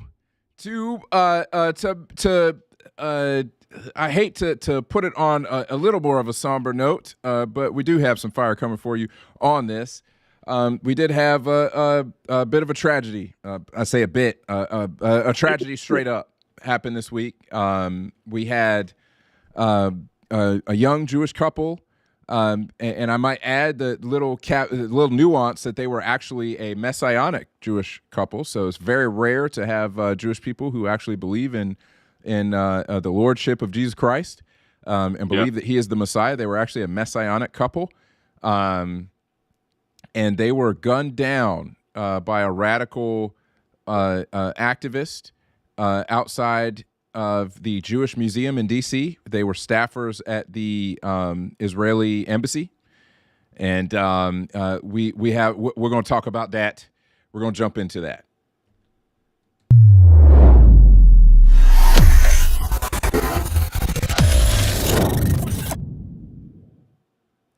Well, I might have wanted to switch the footage there. Begins with breaking news. We will not tolerate this violence or hate in our city. We will not tolerate any acts of terrorism, and we're going to stand together as a community in the coming days and weeks to send a clear message that we will not tolerate anti-Semitism. We begin with the breaking news that News 4 has been following all night long, that deadly shooting of two Israeli embassy staff members in downtown D.C. Good morning. Thank you for joining us. I'm Jumia Labanji. I'm Melissa Millay. We have a lot to catch you up on from overnight. Yeah, that's right. This morning, we have our first look at the young couple killed. This was posted on X by the Israeli embassy overnight, identifying them as Yaron and Sarah. We are working for you with live team coverage as well this morning. We have Juliana Valencia outside the Israeli embassy in Northwest. We do begin, though, here at 4:30 with Joseph Omo, live at the scene in downtown. Joseph, good morning. Hey, ladies, good morning. Okay, so it's been 7 hours since police got the call here to the Capitol Jewish Museum, which, by the way, is right behind, a block away from D.C. Police headquarters. You can see still very much an active investigation. But I want to get us right back to that photo that you just mentioned a moment ago from the Israeli embassy to the U.S. This is, by all accounts, the first photo, the first ID of the two victims, the two young victims who were shot and killed outside of the Capitol Jewish Museum just 7 hours ago. I'm going to read part of the post from their Twitter account saying, Yaron and Sarah were our friends and colleagues. They were in the prime of their lives. We also heard from the Israeli ambassador to the United States yesterday that this was a couple that was about to be engaged, that the boyfriend, Yaron, had purchased a ring just last week or this week and was going to propose next week in Jerusalem. A terrifying story, guys. Now we want to show you the moment that the suspect was brought into custody and what he was yelling as he was handcuffed. Free, free Palestine! Free, free Palestine! Free, free Palestine!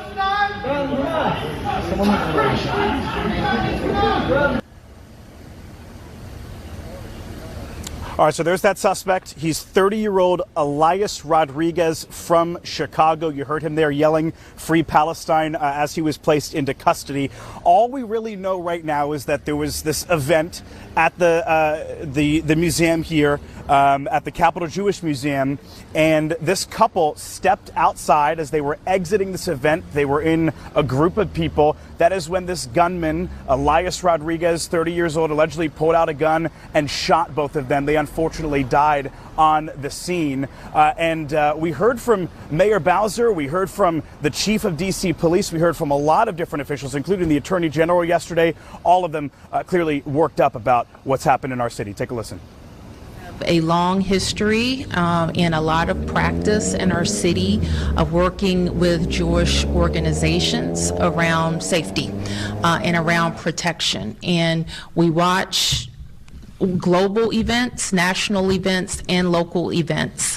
And our organizations work directly with MPD, and MPD responds with additional resources. And so I know the chief will spend tonight and tomorrow, and we'll be talking to all of our organizations, from schools to synagogues to other organizations, to make sure we are supporting in every way that we can. Yeah, I'm sure that there are a lot of people, especially in the Jewish community, waking up this morning wondering, if they are safe. I will tell you, within the first 90 seconds of that press conference last night, Mayor Bowser said there's no active threat in the community. This suspect, again accused of shooting and killing these two Jewish diplomats, I may add. We have confirmation that they worked at the Israeli embassy here in Washington, that the suspect is in custody. So there's no active threat at this time. But as we heard there are lots of conversations going on right now about making sure places like synagogues and schools are safe the day after this terrible shooting here, ladies. I'll send it back to you.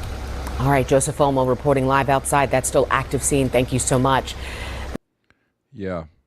So that is, you hear people chanting "Globalize the Intifada."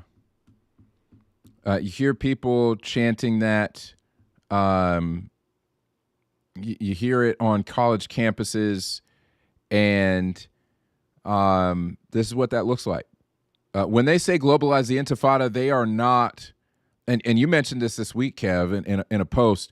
When they say globalize the Intifada, they're not talking about protests. They're talking about killing folks. That's what they mean. Yes. That's what Intifada means. This is what that looks like. So for anybody who has sympathies for the cause, understand what that word means, what that phrase means. This is globalizing jihad against the Jews. And people need to wake up, man. You think that this is just some liberal cultural point that you're adopting? This is what you're adopting. That's what you're adopting. What's your thoughts, Kev? Public execution. That's my thought. Word. This is pure evil, and this falls. I don't always like pointing fingers and stuff like that, but I'm sorry, man. This falls at the feet of these universities who produce these activists, intentionally produce these activists, and then let these professors hide behind academic freedom, right? They are we've become so stupid, and we've become so dumb to the fact that we can't make moral judgments on things under the guise of open-mindedness, under the guise of academic freedom, right? Or even free speech. They'll say that.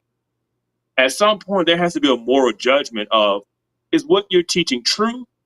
Is what you're teaching accurate? Is what you're teaching helpful? And not only that, are you teaching history, or are you indoctrinating to create political and social activists? Because if that's what you're doing, That's not academic freedom, and that has no place within our academic institutions, right? And so when they've radicalized these young people to believe that any act of violence is quote unquote acceptable and justified resistance against the oppressor class. Right. And that's all, that's what this is.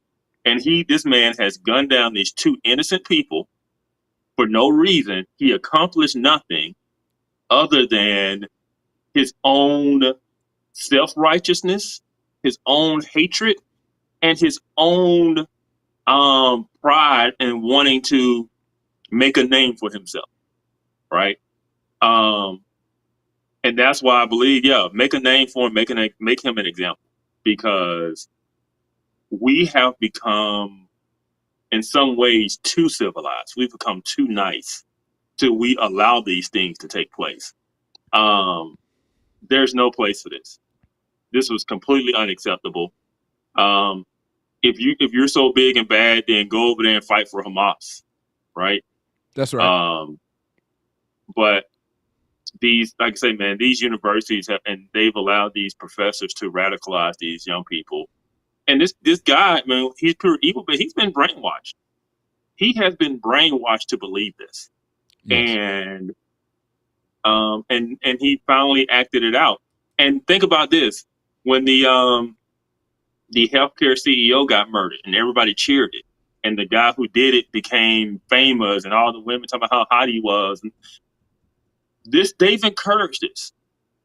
Our society, certain parts of our society, has encouraged this type of behavior because, under the guise of justice, is deemed acceptable, and in some cases necessary. And that's complete hogwash.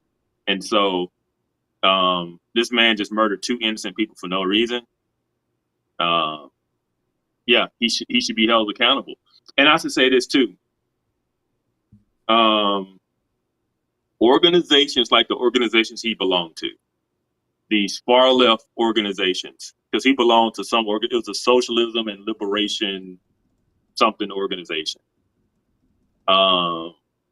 These people who are going and protesting on these college campuses and taking over buildings and marching and talking about globalize the Intifada. Okay, well, you can go globalize it somewhere else, right? Yeah. We are afraid to have morals. We're afraid to have standards, and we are afraid to actually take a stand.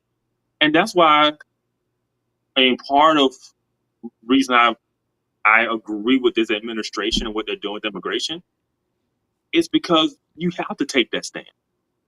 You have to take that stand. You have to kick these people out. Otherwise, this is the type of stuff that happens. And it's the thing too. I don't know if this guy's so he's Hispanic. I know he's from Chicago. I don't know if he's an American citizen. I don't know if he was born in Chicago, got radicalized, came here at some point. I don't know. But there's just so many facets to this that there's just certain things we just can't allow. I don't care how much we say, "Oh no, it's America. You have free speech," in terms of you can say something and not go to prison for it, right? That's what free speech is. But as a society, we should not accept certain things. Like when the kids were, talking about globalize the Intifada and doing all this stuff on college campuses, and there were CEOs saying, "We're not going to hire any of these kids. We don't want them part of our company." That's the type of social pressure, and it's not, and everything isn't council culture.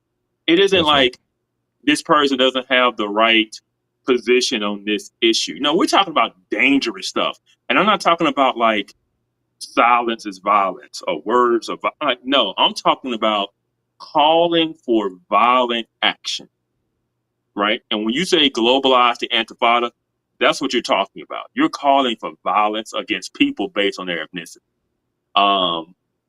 or from the river to the sea. That's what you're calling for. And so that type of stuff just has no place here. I'm sorry. And I don't know. It's just, there's so many, like I said, there's just so many people that need to be held accountable for inciting this type of violence, Yes.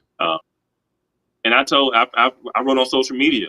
I shared that video of him chanting "Free, Free Palestine." I said, "People, be careful where you send your kids to school, because this is what they're trying to produce your kids to be."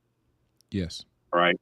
And if people don't understand that by now, and they keep, "Oh, my kid got into Harvard," don't send them. No. Do not send your kids to these places. Because there are people in these universities, their whole intention is to create people like him. 100%. Right? They are cheering his actions today. They're not going to do it publicly. No. But behind closed doors, they are cheering that in their mind, justice was done.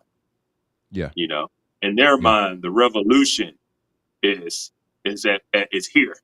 You know, and we need to stop tolerating these people.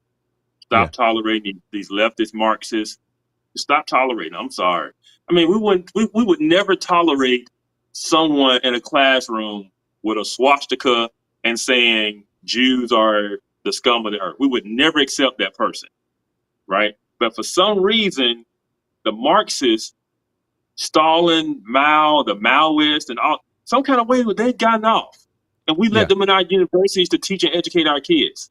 And at some point, we got to stop this, man. We have 100%. got to stop this.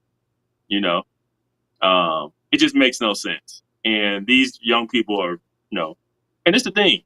This is how you know it's pure hatred. He shot them 21 times. 21 times. He reloaded the clip and shot him again. They said the girl was trying to crawl away. Like, this is just pure hatred. Right? And then he got the nerve to yell out this mantra. Okay, yeah, he probably wouldn't have made it to the cell. I'm just gonna be honest. Right? It's sickening. It's sickening. Yeah. You know, I mean, that's wild, man. I didn't know that he did that, man. Yeah, 21 times, man. Makes no sense. Insane. That's insane. Well said, brother. I mean, the way, so apparently he's reported to have gone to the University of Illinois. In my opinion, some digging needs to be done. Find out what they're saying over there.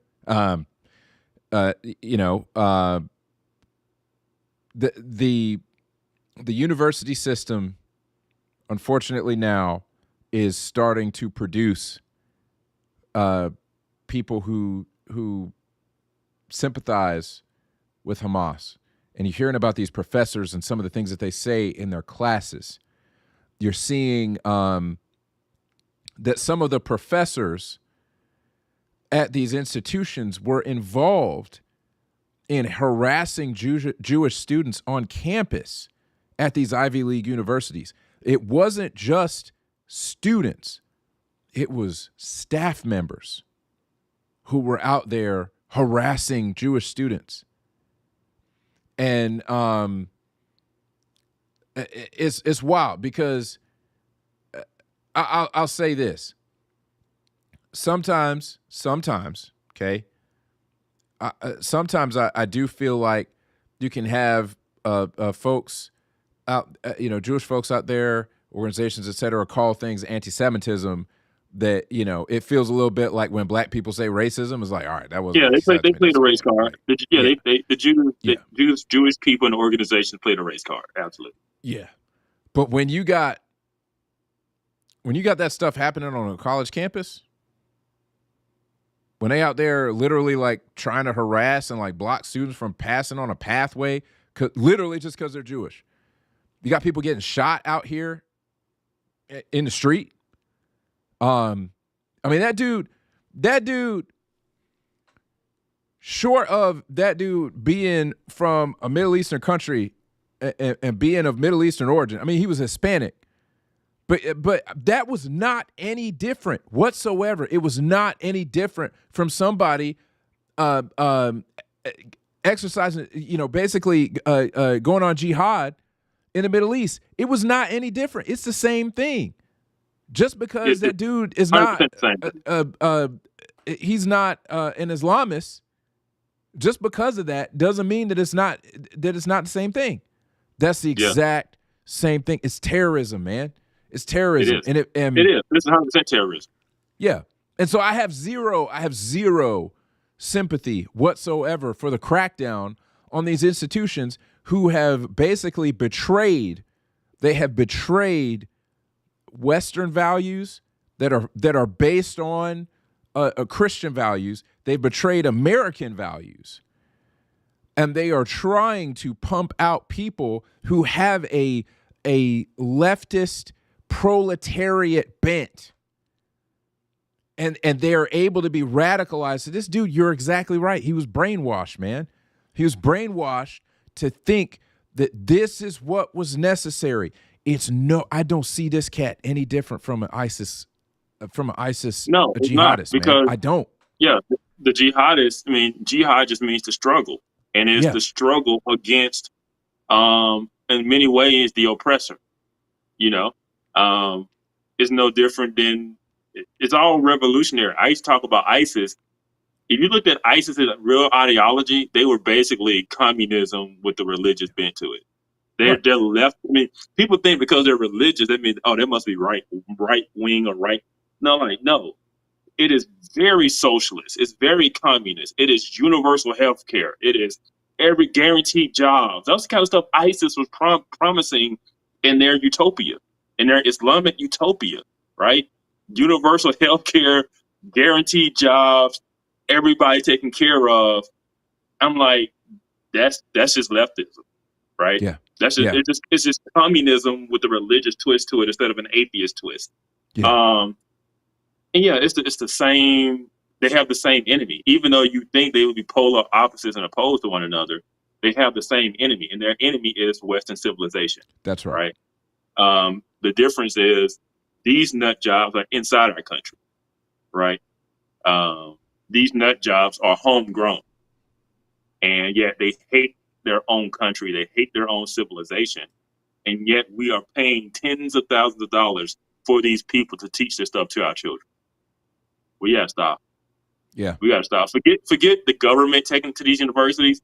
Yeah. We need to start boycotting these universities. 100%, dude. And I'm with you, man. I'm with you on. Yeah, and I'll even go a step further. You talked about cancel culture, like saying that not wanting to hire people from these universities is not cancel culture. Listen, the whole cancel culture thing, right? And you had people on the right. You had people on the right talking about, we need to do away with cancel culture. Okay, look, freedom of speech stops at the government not putting you in jail, etc., for saying what's on your mind. Okay, that's where it stops. People can do whatever they want with their private institution, with their private property. So if they want to cancel somebody because they expressed some certain views, they want to cancel somebody, they have the right to do that. As a conservative who wants to protect individual liberty, I have to fight for your right to do that, even if I think that you're wrong in doing that in some instances. However, I will say that you want to be able to cancel, okay, we can cancel because these folk need to be canceled. I'm just saying. You cranking out people who these institutions taken over by Marxist professors, et cetera, where they're just infiltrated. And listen, one other thing that I want to say is that we over here cozying up to Qatar. Qatar's funding some of this stuff. For folks who don't know, Qatar's all kind of tied up into these higher level institutions. They're giving them all kind of money, and they're pushing some of these views. So we would need to do some digging. But I would not be surprised at all, not one bit, if we found out that the University of Illinois had accepted some money from Qatar. I would not be surprised one bit. No, not at all. Not at all. I saw photos recently of that guy in pictures with Mayor Johnson. We know Mayor Johnson's a big socialist. Yeah, and this guy is in pictures with Mayor Brandon Johnson from Chicago. This guy was a well-known activist, and yeah, he and this is the thing. He took it to the logical conclusion, right? He did. If you're just going to be yelling all this stuff, then what's the point of just yelling all this stuff? You're not willing to put any actions behind the things that you're claiming that you want to do, right? He just went beyond talk. And, you know, I'm surprised that it took this long. That's all I'll say. Because a lot of these people are, Jordan Peterson talks about the cluster B personalities, right? That tend to find themselves in these what we call woke camps, right? And these are people who suffer from certain personality disorders like narcissism and stuff like that. Yeah, when you see these people on these college campuses acting the way they do, there's a legit something wrong with them. Yeah. Right. Yeah. And so I'm surprised it took this long for someone to actually commit an act of violence that's egregious, because those people, a lot of them, they're not right. They're not right in the head. Right. Right. And they get fueled by this ideology that kind of gives them purpose. It gives them reason to act a fool, and just the level of self-righteousness that goes behind it, and it makes no sense. You catch them on the street and you talk to them. We've seen plenty of people kind of do street interviews with these people. They have no clue what they're talking about. No, they don't. No clue, but they're just believing they have this worldview. They have this lens that, you have oppressed groups and oppressor groups. And no matter what, you must always take the side of the oppressed in every situation. And that's what they're doing. So it doesn't matter that what Hamas did on October 7th of 2023. That's irrelevant. It doesn't matter if Israel has a right to defend itself. That's irrelevant, right? It doesn't matter if Hamas has wasted all of the resources and aid that go into Gaza to build tunnels and weapons and stuff like that. None of that matters. It's like, no, it's an act of resistance, right? It's like, no, it is an act of terrorism. Right?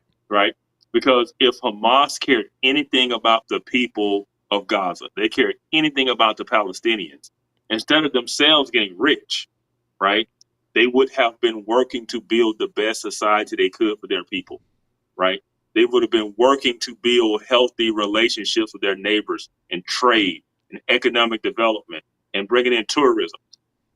Gaza is on the same beach as Tel Aviv, the same beautiful sand and water, and yet nobody goes to Gaza, right? Because you can't. Right. Because the Palestinian Authority, run by Hamas, they're like you said, their single goal is to wipe out the Jews. That's what they care about. That's it. Egypt don't want them. Egypt don't want them. Egypt got the wall. Egypt got a big, beautiful wall. Okay, They do. They do. Egypt don't want them. And so I did some digging while you were making some great points there. I went and did some digging. Yes, they did. University of Illinois did accept money from Qatar, primarily through research grants and partnerships. Yep. Yeah. They, So I'll say this. I don't know if Illinois does, but a lot of American universities have campuses in Qatar. Yep, so, that's right. Yeah, a lot of people don't know that. That's probably where that came in at. Yeah. Yeah. I'm trying to see how much money they have accepted. They don't have. I haven't seen a solitary figure yet. That's probably. I guarantee you, if you Google Illinois University of Illinois campus Qatar, I guarantee you they probably have one, and that's where that collaboration and research money is pointing to. So I'll talk here a little bit about the nature of the funding.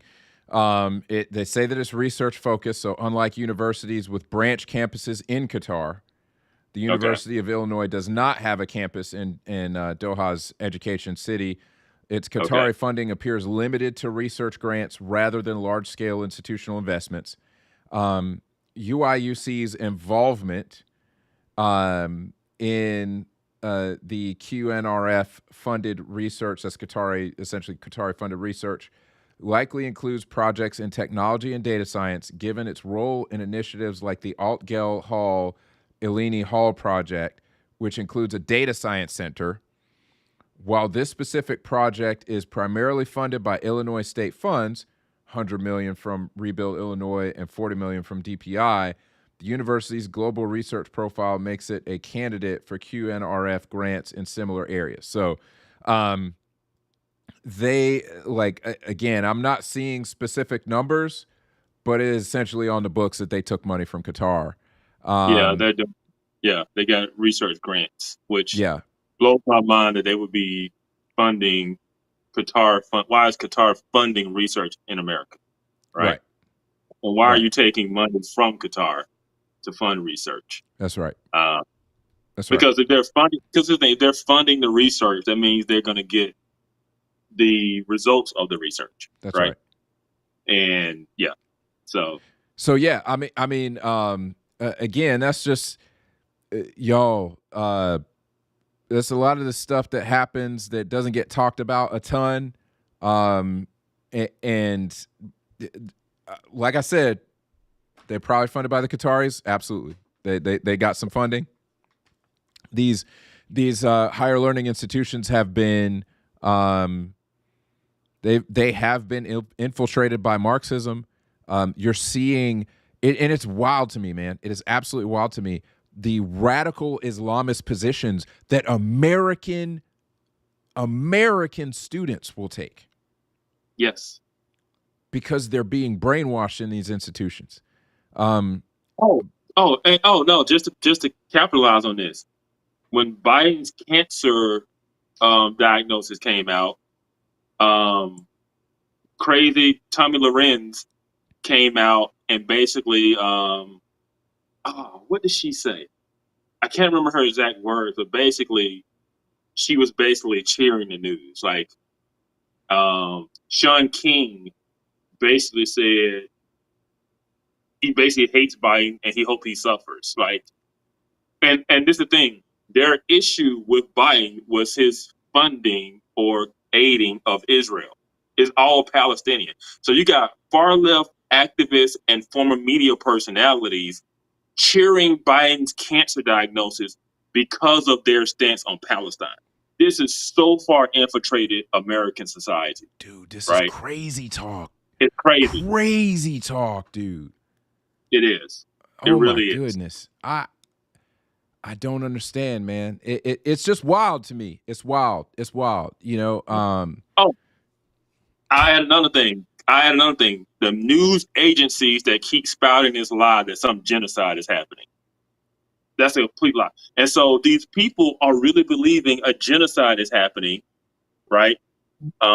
Instead of casualties of war. Like, people die in war. I don't know if people knew that. But when you have a war, people get killed, right? When you have urban warfare, civilians get killed. That's just the nature of war, right? Yes. But the news have been falsely spitting this propaganda about a genocide taking place, with no proof of evidence, with no numbers to back that up, right? You got 2.2 million people in a particular area. 40 or 50,000 people killed in a war is not genocide. No. It's not. And so all of this stuff is playing into this. It's playing into this. Oh, and by the way, the death toll numbers are coming from Hamas. Why would you ever believe those numbers? Why would you believe them? Yeah. But the international community, the news media believe, not only do they believe the numbers, they spout the rhetoric, the propaganda rhetoric. And then you got these crazy activists out here that are believing that they have to act and do all this kind of stuff to stop this genocide. And it's like, none of that is true. Right. None of that is true. But they take it to its logical conclusion, like you said. They take it to its logical conclusion. Exactly. It's kind of like the Democrats with Trump. They ratcheted up that rhetoric against Trump about a threat to democracy, and he's going to tear up the Constitution. He's going to be a dictatorship, and the end of democracy is here. And you radicalize people to feel like they got to take drastic measures because you painted the darkest picture ever that if this person is in power, this is what they're going to do. And then when somebody tries to kill them, you don't even tone down your rhetoric. Nope. Right? They're just completely irresponsible. They do not care. The only thing they care about is their political power. That's it. Yeah. That's it. Yeah. And so they're irresponsible. They just don't care. They don't care. They don't care about these 2 Jewish people getting killed. They're going to keep talking about the genocide in Gaza. Because it's all at the end of the day, it's about power. At the end of the day, it's about power. And you can't you can't give the other side a W because you might lose some power. You know what I'm saying? Like you can't admit that people who disagree with you on what is happening over there, you can't admit that they were right about anything because that might open things up. Other people might start thinking, well, if they were right about that, what else are they right about?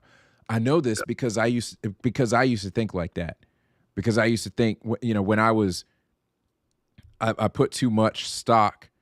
I put too much stock in politics and thinking too much about, oh, well, the right has to win, and that's what makes you. That's what makes you play for your team, even if your team is wrong. That's what makes you do that. It's like, oh, well, the right has to win. Like the right's still the good guys, so the right has to win. And so even if they do something bad, we don't say nothing about it because and you just lose your credibility. Yeah. And I realized, I was like, you know what? That's idolatry. If I do that, that's idolatry. I can't do that. Yeah. And so that's why I try to make a point to just be straight up because I got to be able to sleep at night. I got to be able to get on my knees and pray to my God and not be ashamed in his presence because I know that I was an honest man. And I did my best to be an honest man. And so, I mean, but when you have these folks out here who, for them, it's oppressed versus oppressor narrative, that narrative, they refuse to let that narrative be broken whatsoever. They refuse to let that narrative. And now I'm thankful really that the Biden presidency and all the craziness that happened over COVID caused some people to really wake up and say like, no, this is crazy. I can't do this. And they switched.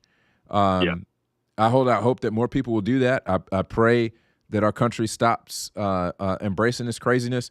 But I'm telling you, the more that you have these, and I'm just going to straight up call them that, leftist universities, the more that you have these leftist universities preach this nonsense, you're going to have more of this. You're not going to have less of it. You're going to have more of it. And sadly, it's beyond the universities now. It's K through 12. Right. They're starting even younger now. And so, man. So, so that's kind of what's going on in our crazy world. Big, beautiful bill and a senseless murder in D.C. Yeah.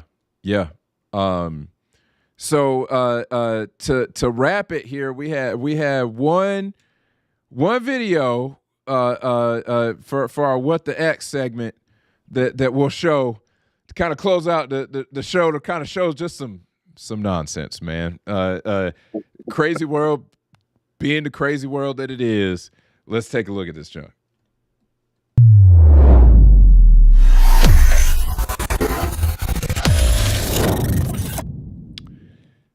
So, I mean, people on X just doing crazy things, man. Man, what? Yep. The X is going on at Starbucks. Talk to us, Jay. Talk to us, Kay. The Starbucks workers, man, they are oppressed. Man. They are oppressed, man, and you got to stand up for them because how dare the company put in uniform standards and dress code standards? Oh my gosh. Okay, so I'm gonna show this Can't video. live like this. How can they live like this, man? They actually got to wear a uniform to come to work. They got standards about what they're supposed to wear when they come to work. I mean, I just can't even. I just can't even. It's so bad, bro. It's so bad. Let's take a look at what they talk about. Cause when I first heard about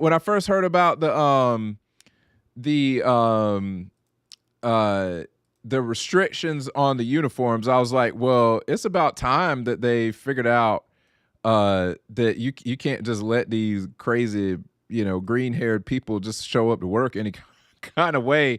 But they out here wilding, man. The standards aren't even that extreme. It's like you can wear a black shirt or black jeans or khaki pants. Like, it's basic stuff. And they're like, I can't have my freedom of expression. And the union's like having press conference. They have it, they record stuff. They standing in circles, reading speeches. I mean, here you go, right here. This is ridiculous. Look at this, John. Yeah, let's go. Starbucks has not bargained with our union over these dress code changes. Therefore, we do not accept this dress code.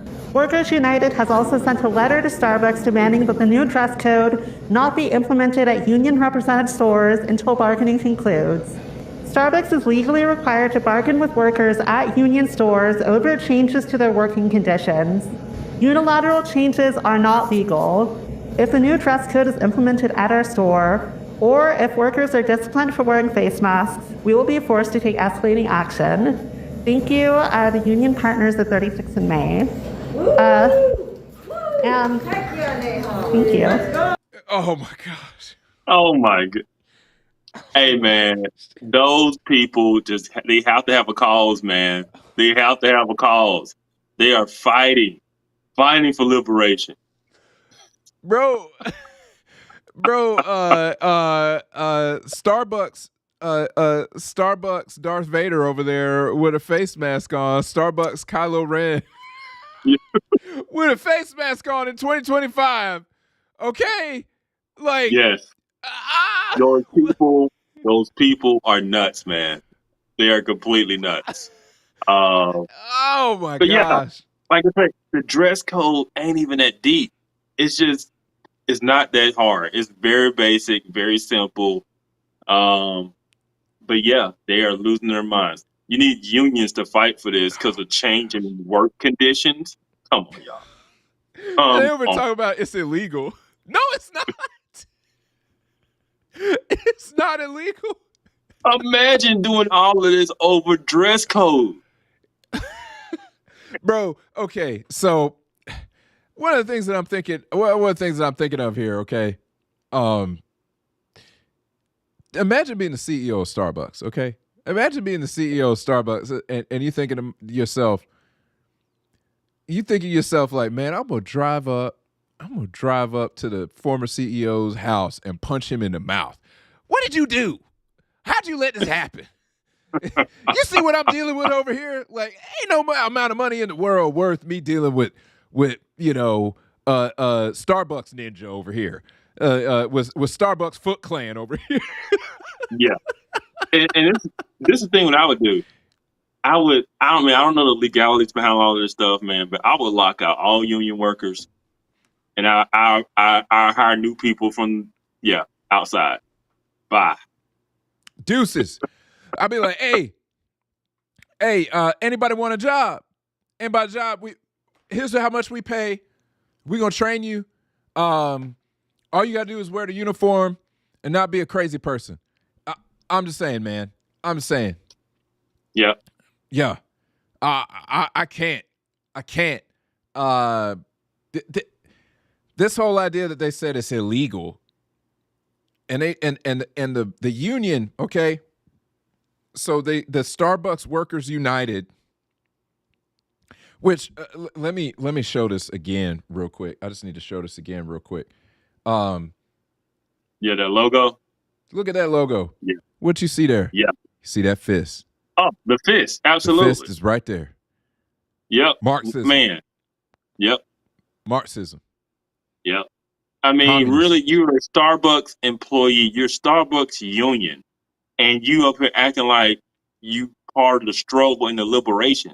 These people are nuts. We got to stop tolerating this craziness, man. Yeah. You're right, man. And so I'm done. I'm just saying, I would love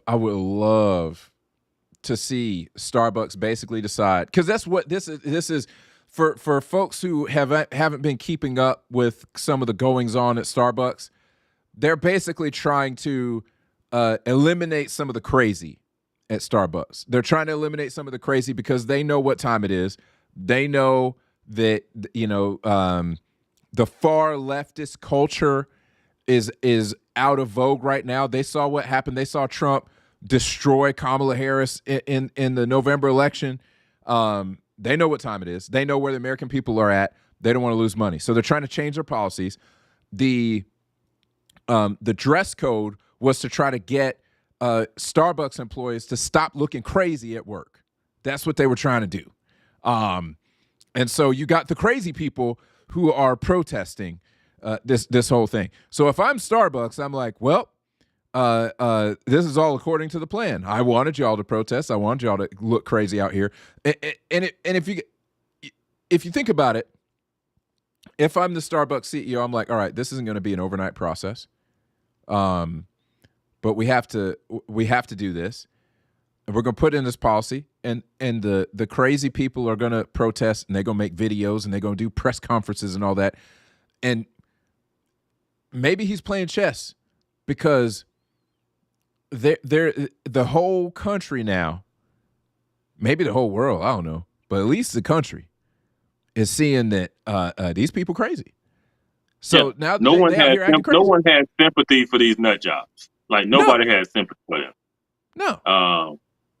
It's like y'all are protesting having to wear black shirts and black pants and khakis and white shirts, whatever. Like, yeah, really, y'all can't get my name right. Y'all can't get my name right, but y'all out here, out here protesting. And this is the thing. This thing, usually you protest, you walk off the job when you have a certain level of skill and you're not replaceable. You order coffee drinks, man. I'm saying, and you're not indispensable. Y'all make burnt coffee drink because Starbucks burn the beans. Okay, Starbucks coffee tastes like motor oil. I'm just gonna say it. Okay, we ain't gonna get no sponsorship from Starbucks. I wouldn't hold my breath for it. They can go bring a lot of other people off the street to make their burnt coffee. That's what I'm saying. Like, you're not irreplaceable. You have no skills. You take orders and you make fruit coffee drinks. Right. That misspell people's names. Yeah. Future out here talking about DEHVYN. And you microwave sandwiches. Right. Like you're not indispensable. So man, Future got me cracking up here. Both of y'all got me dead over here. You and Future got me dead over here. Man, so you talk about microwave sandwiches. Like, listen, if I'm gonna get my sandwich microwave, so on my way to the studio, I have Dunkin' Donuts and I got Starbucks. Okay. I could choose to go to the Starbucks. The Starbucks is close to the studio. The Dunkin' Donuts is closer to my house. I will say that the Starbucks breakfast tastes a little better. I'm not going to lie. Their microwave sandwiches are better than Dunkin' Donuts microwave sandwiches. But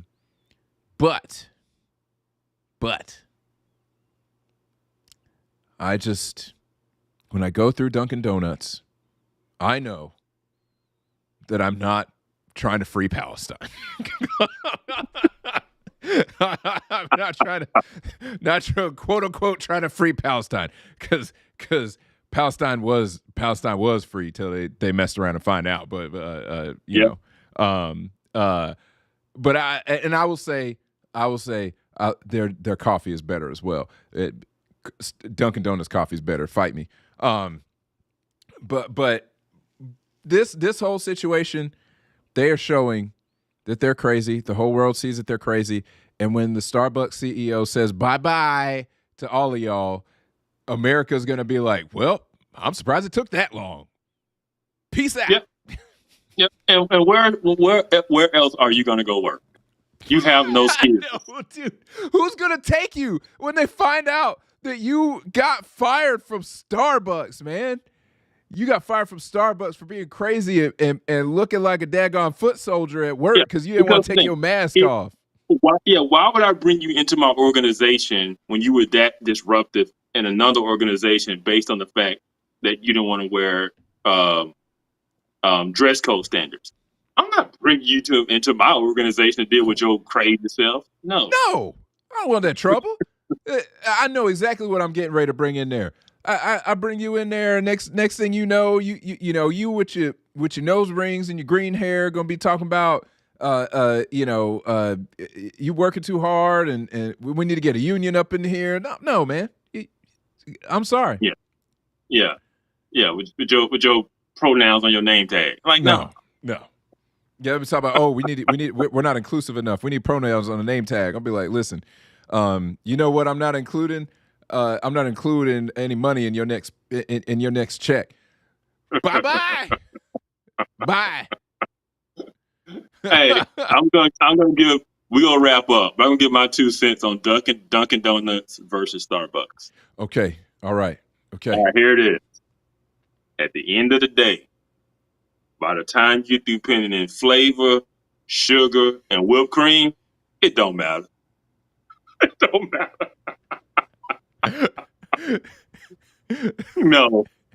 No, it don't. I know y'all like, oh no, I just get a blonde or I just get black. Like, nah, man, nah. Who got the best seasonal flavors?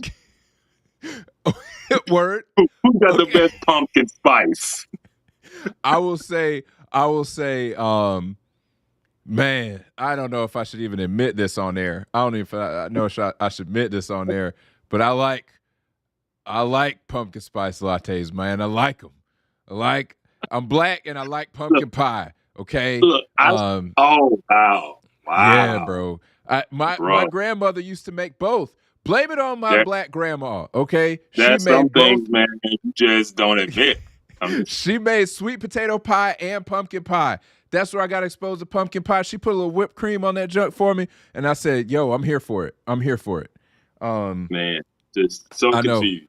Black card gone. Confused. Black card been gone for a long time. But I have enjoyed a pumpkin spice latte for a long time. I will say that the Starbucks pumpkin spice latte, okay, Starbucks pumpkin spice latte, that was the one that I first started drinking, but I realized it's basically just a cup full of sugar. That's all it is. It's a cup full of sugar. Yes. And so I started drinking the Dunkin' Donuts pumpkin spice latte. I started drinking the Dunkin' Donuts pumpkin, and really what it comes down to is, you're right. When you put all that stuff in there, it don't matter a ton where you get it from. They taste different, okay? I know enough to know that they taste different. It's about who has the better syrups, right? That's what it comes down to. That's what it is. The coffee. Now I will say, okay, there's a comedian. I wish I had the clip. There's a comedian that said, when I get a tax accountant, I want that tax accountant to be a Republican. I want that tax accountant to be a Republican. I want him to be so far right wing. I want him to find every single dollar that he can save me from paying Uncle Sam. I want my tax accountant to be a Republican, but I will never let a Republican make my coffee. He said he'll never let a Republican make his coffee. And there was a little part of me, I was like, you know what? I will admit that the leftists seem, they care about the coffee more. I mean, all the really hardcore coffee shops, I haven't known any to be very conservative I haven't No, known it's any the of them to be. it's the hipsters, man. It is the hipsters. Yeah. Yeah. And I will say, if you wind up watching this and you're a conservative and you own a coffee shop that prides itself on the craft of making great coffee, I need you to reach out to us. I need you to drop a comment on the video. I need you to let us know who you are, where you are. We want to support you because right now the leftists got the monopoly on good coffee. I hate to say it, but they got the monopoly on it. Facts. Hey, and Future is right. I like my coffee like 5 toe loss, right? on the diabetes scale. Yes. Oh man. Oh my gosh. The Brigand scale. That's what it's going to be called from now on. The Brigand scale. Yes. Oh. Hey, and this thing, because she's talking about, my wife fixing drinks. My wife is who picked me up on Starbucks. I didn't go to Starbucks before I got married. No, she picked me up, and she picked me up on, it was the caramel frappuccino. That just got me. I was hooked. Word. Yep. I've had it before. I'm not going to lie. But it's dessert in a cup. That's what it is. It's not coffee. It's dessert in a cup. That's what it is. Yes. But man, this has been good. This has been good. Any final thoughts before we close out? Man, I think that the only thing I will say is I will reiterate that on this show we like to call balls and strikes. When we talk about this big beautiful bill, okay? When we talk about this big beautiful bill, we're gonna call balls and strikes. We can call balls and strikes with everything. Stay informed, people. That's all I'm gonna say is pay attention to what's happening and identify the logical conclusions, right? Yep. Same thing with the shooting of that Jewish couple. God rest their souls. Pray that they're in the Lord, in the presence of their Lord. But draw things to their logical conclusion. And so when the Trump administration does things, pay attention to what political philosophy those things come from and what their logical conclusion is. Pay attention to that. The same thing with playing patty cake with these radical leftist ideologies that now you see have a lot in common with radical Islam. And actually, I don't even like calling it radical Islam. It's real Islam. It's real Islam that follows the Quran, okay, and the Hadiths. It's real Islam. Pay attention to this stuff. When it goes to its logical conclusion, this is what you get. So draw thoughts to their logical conclusion. That's my final word, man. How about you? Hey, man, good thoughts. Like I say, man, just like, I just basically say what you say, just be honest, be objective when you look at things, when you're looking at, whether it's the big, beautiful legislation or whether it is left-wing ideology, right? Just look at it objectively and say, is this good for us? What is the logical conclusions and what are the outcomes? And just make your judgment based on that. Some people are pro BBL, some people are anti BBL. It's just, big beautiful legislation is just, That's what it's called from now on. That's what it is on this show. Oh man. But that's my final thoughts, man. So let's close out. Hey, look, we are so grateful for y'all joining us tonight. We thank Future for moderating our chat. Katie, tell Matt we said hello and good luck on the camp. Thanks to everybody else for being in there. Support the channel, like, share, support Devin at Podium Studios.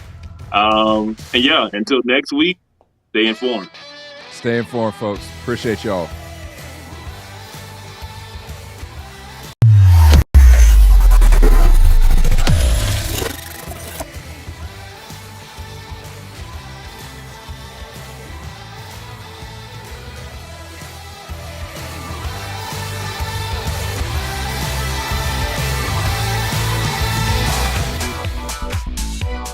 This podcast was filmed at Podium Studios at Marietta Square. Grow your business with turnkey, professional quality podcasting, live streaming, and online events. Don't worry about editing. Don't worry about anything. Just come in and record. Learn more at thepodium.studio. Step up to the podium.